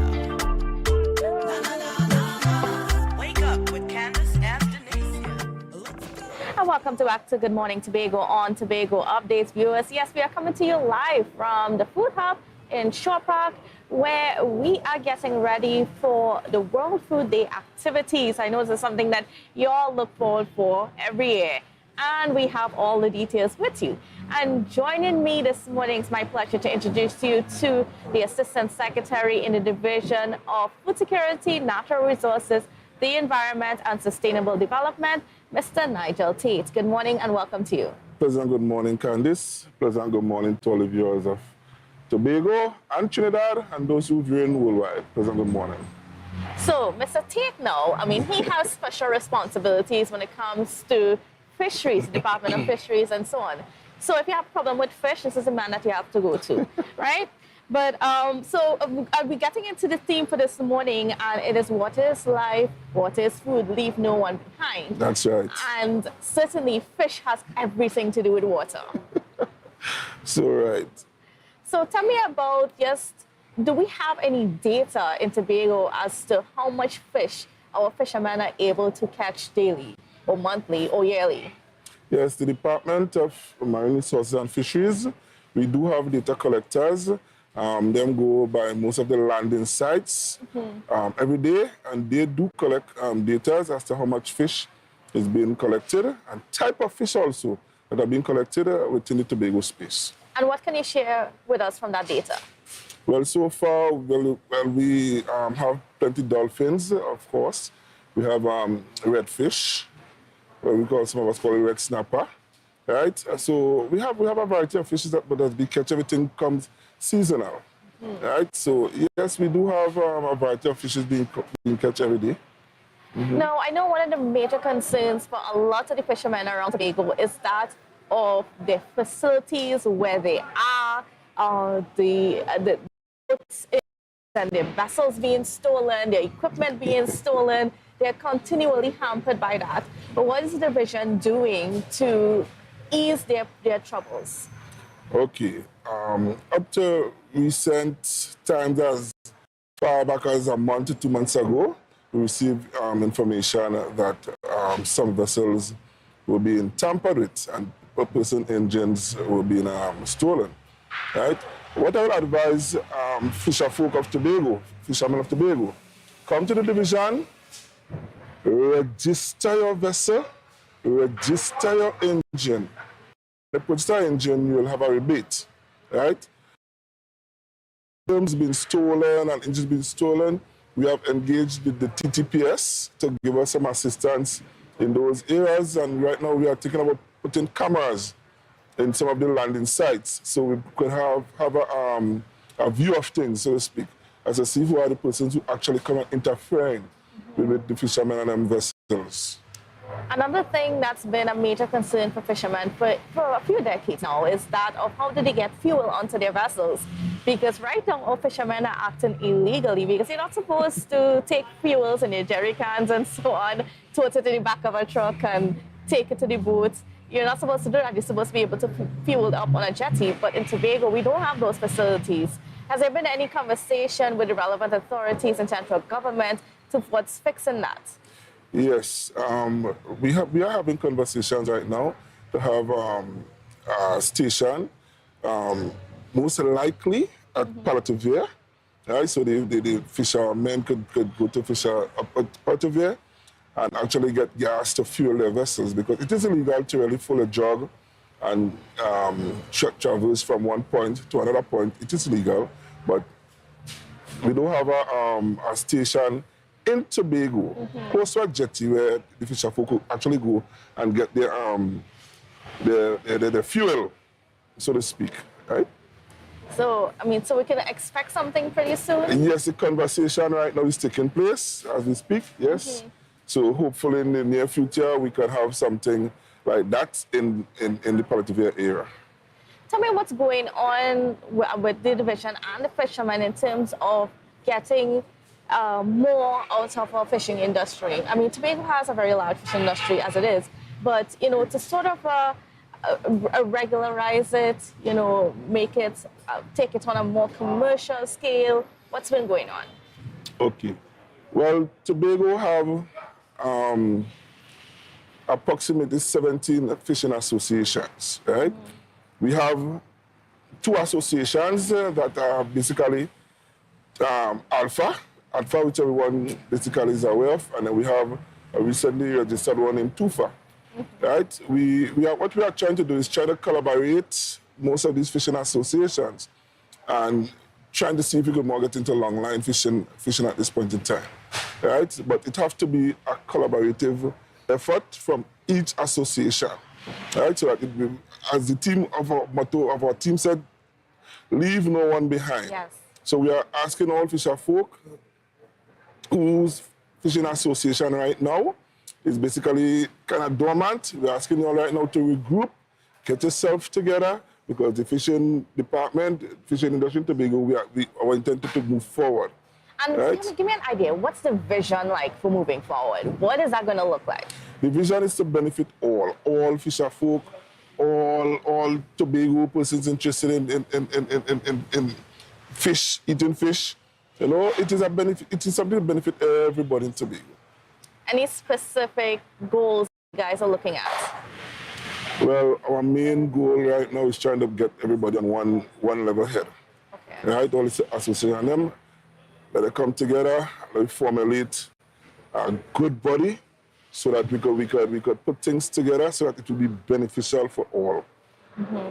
And then what about in terms of the other parts of the marine industry? Are we looking at sustainable fishing methods? Because I know that things are changing out there. So sometimes some of the places we used to go to catch certain types of fish, you can't go there anymore. You have to go actually sometimes further and so on. Are we looking at, even addressing some of the fishing practices to make sure that we continuously have a population of fish that we can go to? Well, at present, we are having training taking place right now in the Tobago space, where we are actually trying to educate the fishermen and them as to what it is really taking place within our diaspora of Tobago. And we are advising all fishermen to come and be part of this training so that you will be properly educated as to what it is taking place within the marine space, right? And you will be properly informed as to the do's and the don'ts. And the next thing too, as we're on this part of the training, also includes safety at sea, where we are advising all fishermen, once you leave port, you're going out in the sea, make sure you have certain things with you. Proper safety gears, like for example radios, you have your life jackets, you have your signal radios, whatsoever. Come and do the training so you'll be properly informed and be properly educated. So when you go out at sea and something goes wrong with your vessel, or even if you're lost at sea, right, you could be able to communicate with we on shore so that we could be able to send vessels, rescue vessels, for example, the Coast Guard, to their aid, right? Because we don't, one life loss in Tobago is too much. Yeah, certainly. And we're trying to avoid that. Now, what's happening in terms of mitigating what's going on with the Coast Guard vessels? Because, we know that we do have some challenges where that's concerned. It's from the division standpoint. I know there were things back in the day called, there were reef boats. There was also 2 vessels that were acquired under the previous administration. What's happening with these vessels, and when can we see them at least acting in the place of the Coast Guard? Now, that question, it is very ticklish because it falls basically on a 6th schedule, right? The Trinidad and Tobago Coast Guard is really under Ministry of National Security. Mm-hmm. We being members of the THA, we don't really have a jurisdiction where Coast Guard is concerned or where the vessel is concerned. What we can do is engage the assistance from the Trinidad and Tobago Coast Guard in case we need some sort of assistance again, yeah, to guide us or to help us to go. Any problems out at sea, we have a vessel that is lost or need assistance, then we can call on the Coast Guard. But for me to say about the Coast Guard vessels and if we have any in Tobago, and I don't feel that I'm the right person to speak on that point. All right. Yeah, but I do know that we do call on Coast Guard for assistance at times that needs be when needs be. Now, the thing of the reef vessels and so on, does that fall under your division? or has that moved to another? No, it's under our division. We do have a manager that does deal with the operations out in the reef, Mr. Barry Lovelace. He's doing a very excellent job at this point in time. So yes, it falls under my division also.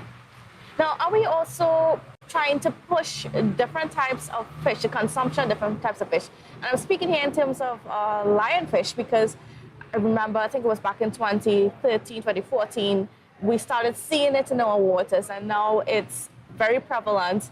And it is a problem because it's a predatory fish, and it's attacking a lot of the little fish. Yes. So, I mean, what are we doing with those things that concern? Okay, approximately 2 to 3 months ago, right in the said food hub, we had lionfish on display. We had persons who are trained in cleaning the lionfish. We have persons who are trained to educate the population of Tobago about the dangers of the lionfish and what the lionfish can do. We will also have it today, from today, yes, on display by the fisheries areas that are allocated to us. So persons in Tobago, you can come into the food hub and you can see what the lionfishes look like, and you could ask questions and get information about the lionfish. But the lionfish is a very destructive species. Yes. Where we in the division right now, we are trying to take control of the invasiveness of the lionfish species right now in Tobago. Right? Now, what about in terms of other species that we have within? I'm talking here about lobster, I'm talking here about crabs, I'm talking, about conchs and all those things. So that's shell food that we like to eat here in Tobago, but the numbers are not necessarily the same as they used to be. Okay, let me just educate persons in Tobago at this point in time. Hunting lobsters and conchs and these sort of things, crabs in any reef in Tobago, it is illegal. You cannot hunt lobsters and conchs. You cannot remove these things from our reefs. These are some of our main attraction to the tourist industry, right? So it is totally illegal to remove those what we might be called edibles, but you can't do that here in the marine park. And is there a plan to, I don't know, whether it's to harvest them or set up farms for them in special areas so that they're designated areas to harvest them from instead of going towards the reef? Well, I know for sure that there are a couple of fishermen that came to the division and showed interest in having a farm in doing oysters and same conchs. I know discussions right now are taking place with some of these fishermen, and we haven't come to an end result as to how that will be done, but discussions are taking place at this point in time in terms of creating a designated area for these sort of shellfishes. Yeah. And then when it comes to other reef fish that we see, or species, I would say, like, for instance, like the parrotfish. People like to eat the parrotfish. People, even our sharks, some of the sharks that are taken out of the water, either they're too young, they're too small, or so on, so they're not allowed to get to the proper size. But we know that when we take out some of those species, it creates an imbalance now in the marine ecosystem. Where is the education in terms of making sure our fishermen and just regular Tobagonians themselves know where the limits are? Okay, right now the Division of Marine Resources and Fisheries, we are putting things in place right now as to educate persons in Tobago about the depletion of certain types of fishes within our space. As you rightly said, the parrotfish, some of us call it chub, which is one of the most sweetest rockfish in Tobago.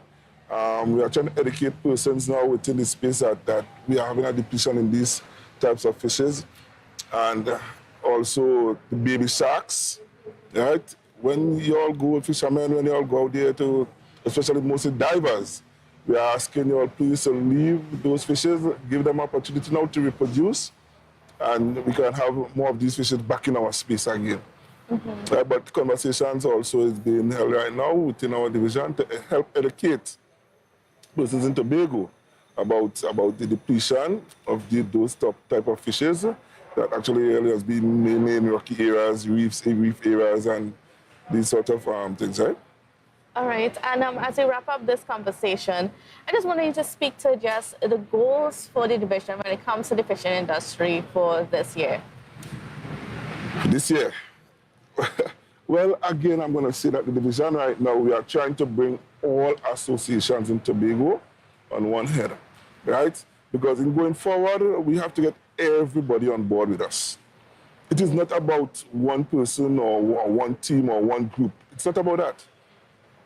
It's about Tobago, getting Tobago to go forward, right? And having everybody in Tobago to understand the drive in which we are trying to make, right? Once you are divided, we will not go anywhere. So we are calling on all associations. Let us come together and get one head. So when we are going forward, we will know exactly what it is we are going to say or what are we going to deliver for we the people in Tobago. That is one of my main aims, right? To bring all the associations together. All right, great. I want to thank you so much for being on with us this morning, and we are certainly looking forward to the next 2 days at World Food Day here at the Food Hub in Chopa. Thank you so much, and thank you, Tobago Updates, for having me. Thank you, Tobago. You all do have a wonderful day, and hoping to see you all today, tomorrow, and Friday, right here at the Food Hub. Oh, we're going to be here on Friday as well? Well, I will be on Friday, because Friday has some beautiful food selling. All right. There you have it, folks. All right, viewers, I want to thank you again so much. And please don't go anywhere because we've got a lot more coming up for you after the break.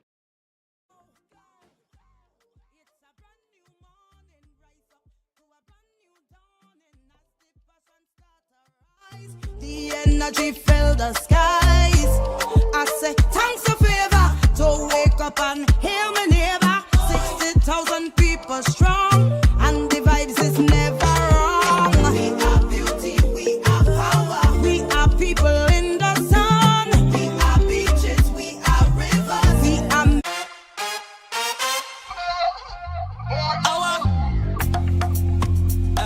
LP, shut it up, just chat. Just chat.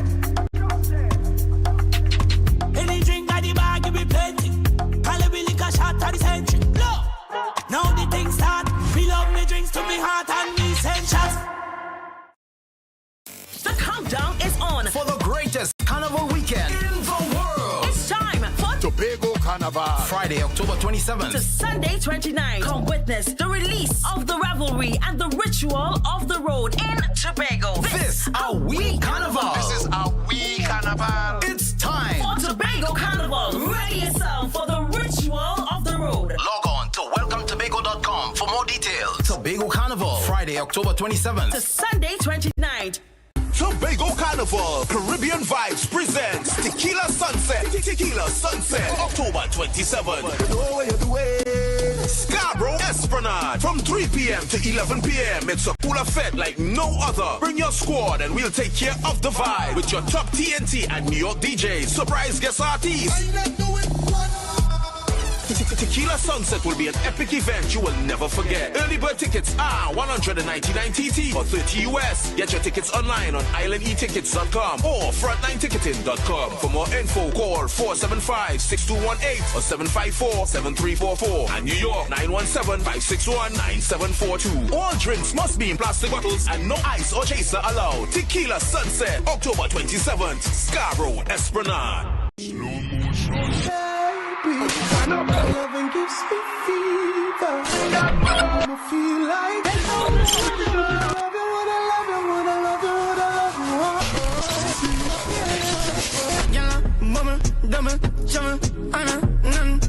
there's a bud in the ring.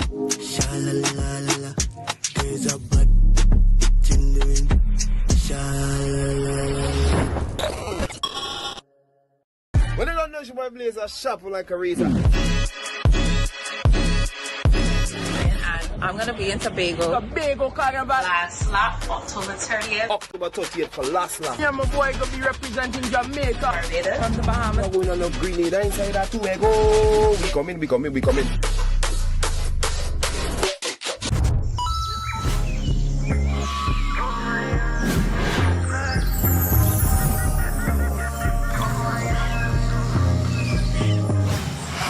Take your time and ride on the bike. Take your time and ride on the bike. Take your time and ride on the bike and ride on the bike and ride on the bike. She's loving the ambience of my. Somebody call the ambulance with a chick. I just long, I don't really quick. That's why she's loving me. Better bet you when you're done, you might walk with a stick. Meanwhile, you bend down, let me see you boom flick. Let me beat it up just like. I know you're loving me. When coming to I like the plenty. Sit on come up, riding like a Bentley. Full of that need to empty. Take your time and ride on the bike. Take your time and ride on the bike and ride on the bike and ride on the bike. Ride on the bike. Ride on the bike. Ride on the bike. Ride on the bike. Ride on the ride on the ride on the ride on the ride on the ride on the ride on the bike.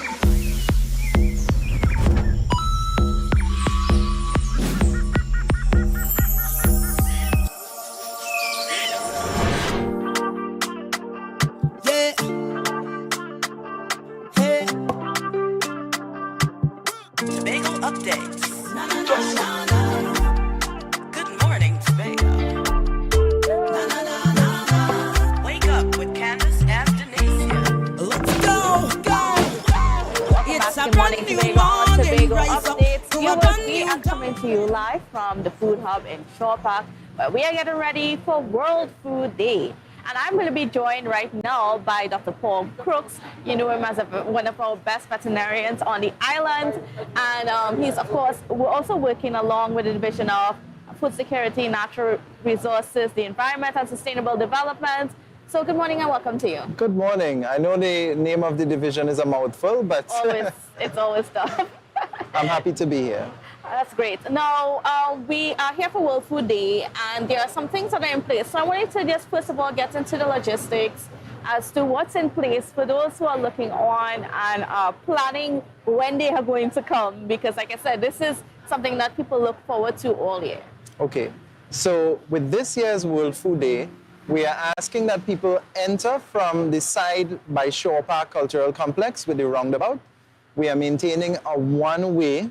I mean, in practice, it's not one way, but we are maintaining a one-way route from the roundabout entrance, exiting by Comfort Inn onto the main road.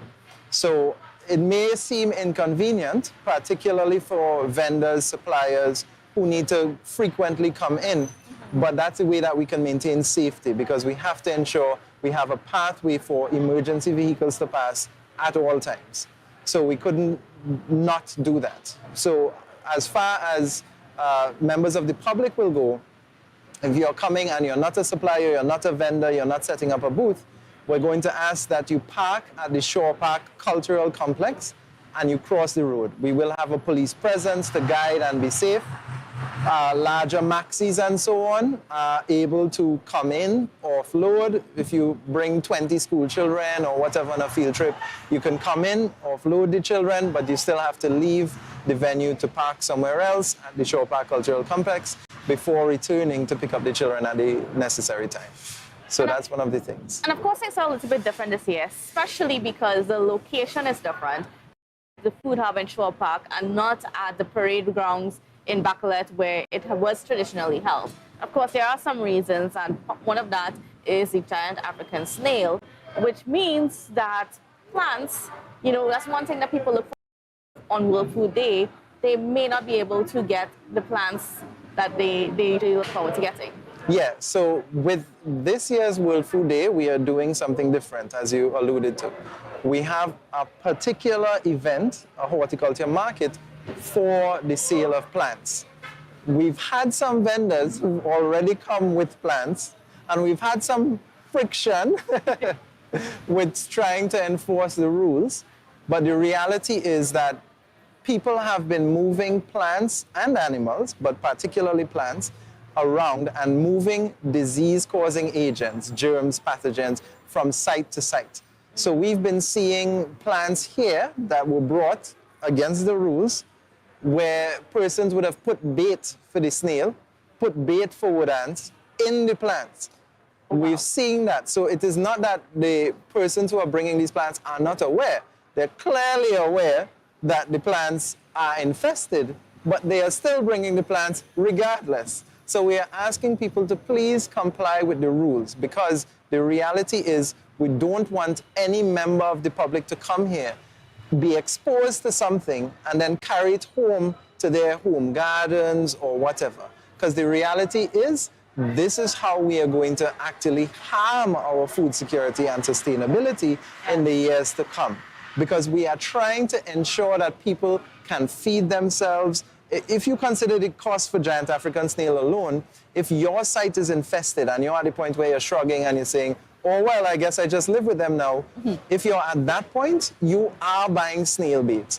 And you're going to be buying snail bait every month, if not more frequently. You're going to be buying more bleach. And when you add up those costs, that's an additional $250, $300 a month that you would not have had to spend. So if nothing else, look at your wallet. So please be guided by your conscience. Please do not bring plants for this event. So that's one big difference. And certainly for those viewers out there who would be coming expecting that there are plants, just be understanding of the reason why there is not going to be any plants for sale this year. All right. Move on to how World Food Day fits in with our drive towards establishing a better food security on the island. Well, for World Food Day every year, we hope to promote agriculture. We hope that we find some young people who recognize the value in agriculture and the joy in agriculture. Of course, in the past, agriculture has been looked down on. You know, you do agriculture only when you have no choice. You farm only when you have no choice. But the reality is there's so much to study and learn, and there's so much room for your business to grow and expand, that we encourage persons to push beyond just the ordinary backyard sort of thing.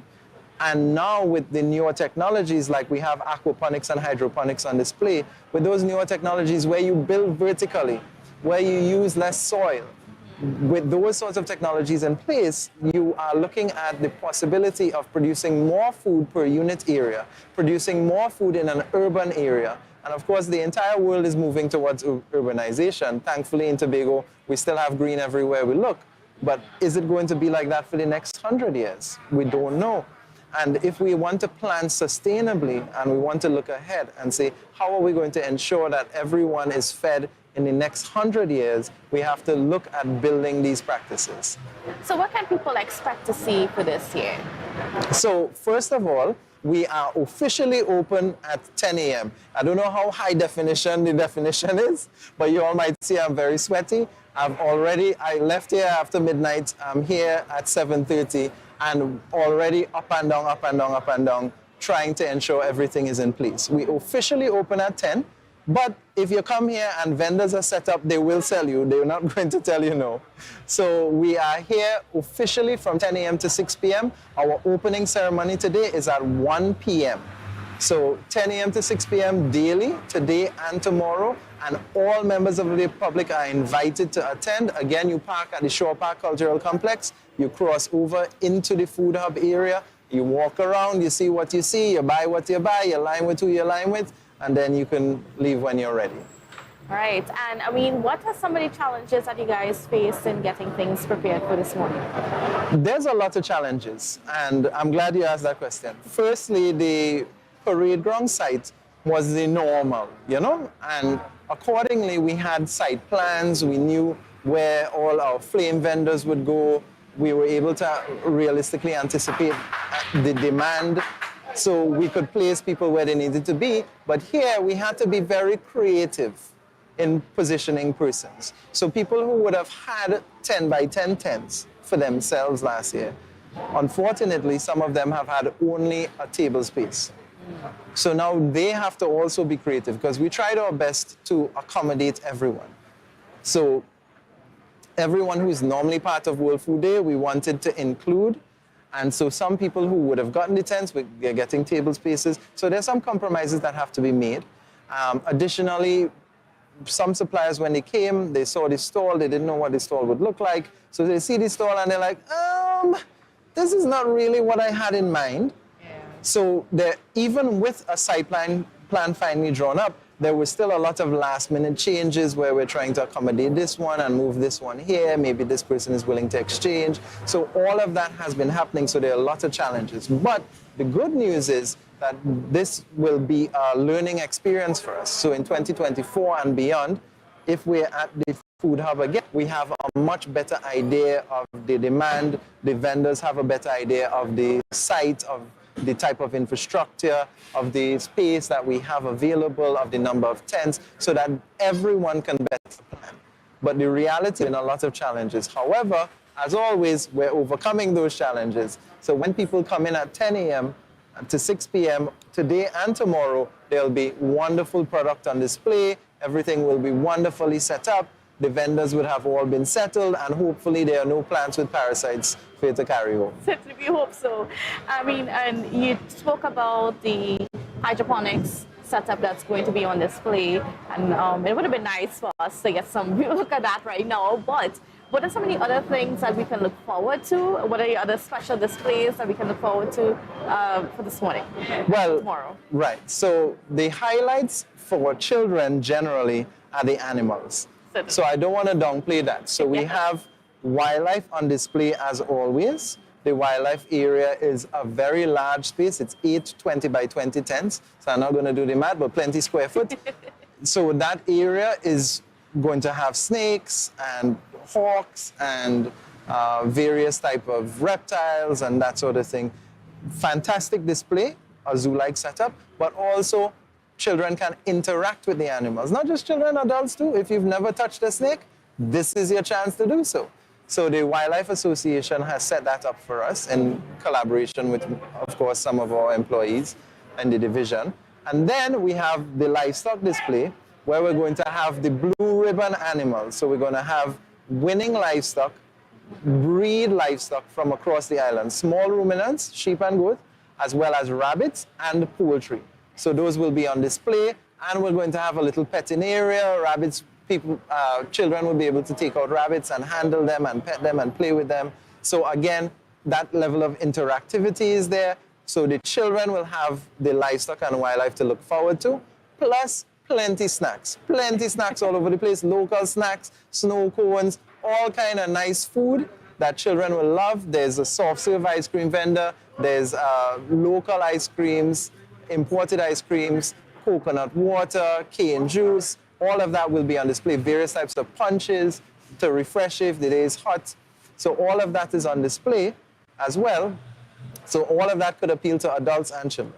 But as far as the adults, we have a lot of educational parts for adults. We're looking at business development, loan facilities, incentive programs, ways that persons can, one, if they were considering agriculture, see how they can get into it. Or if you are already farming, whether it's small scale or larger scale, how can you develop the business with the support of the division and partners who help with financials and planning? Certainly. So quite a lot to look forward to here at the World Food Day exhibition at the Food Hub in Shore Park.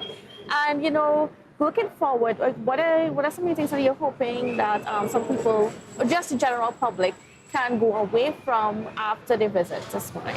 Well, I hope that the idea of sustainable development is really implanted. We are hoping that the people come here and they're inspired to think, how can I ensure my family is fed and my neighbors are fed and my community is fed for the years to come? We are dealing with, as we spoke about yesterday, climate change, droughts, heavy rainfall, flooding, and any of these things can happen at any moment. And therefore, we have to be able to quickly adapt. So we have to ensure that our environment, our planting and agriculture methods are able to quickly adapt. Also that we plan that those strategies that we use allow for survival through those periods. And that's where I talked about with the livestock display. We're going to be showing silage. This is how you produce feed to keep your animals fed during the dry season so that you don't have to sell them out. Those are the kind of sustainable goals that we're working towards. So I hope that people are inspired to think sustainably, and when you're doing your home garden and so on, how can you ensure that this thing lasts and continues to produce for your family and for your neighborhood? All right, great. I want to thank you so much, Dr. Crooks, for being on with us. It was certainly a pleasure. So, viewers, you got to come down here from 10 a.m. to 6 p.m. That's right. For today and tomorrow. Yes. And Mr. Tate, just earlier, Assistant Secretary Tate told us that there's something happening on Friday. There's going to be food here on Friday as well. Oh, yeah. Well, I can't answer to that, but I know that the TADCO normally has a Food Friday happening. All right. So quite a lot to look forward to, and let's see how we can build our food security in Tobago and support local as much as possible. All right, so thank you. Viewers, we got to go for a break, and actually we're wrapping up. So yes, thank you for joining us, and make sure you come down to the Food Hub and check out what's going on for World Food Day. And we are going to be bringing you the coverage of the opening ceremony from about 1 o'clock this afternoon. So you're going to want to take in that. All right, viewers, so have a safe and wonderful day, and we will see you again tomorrow.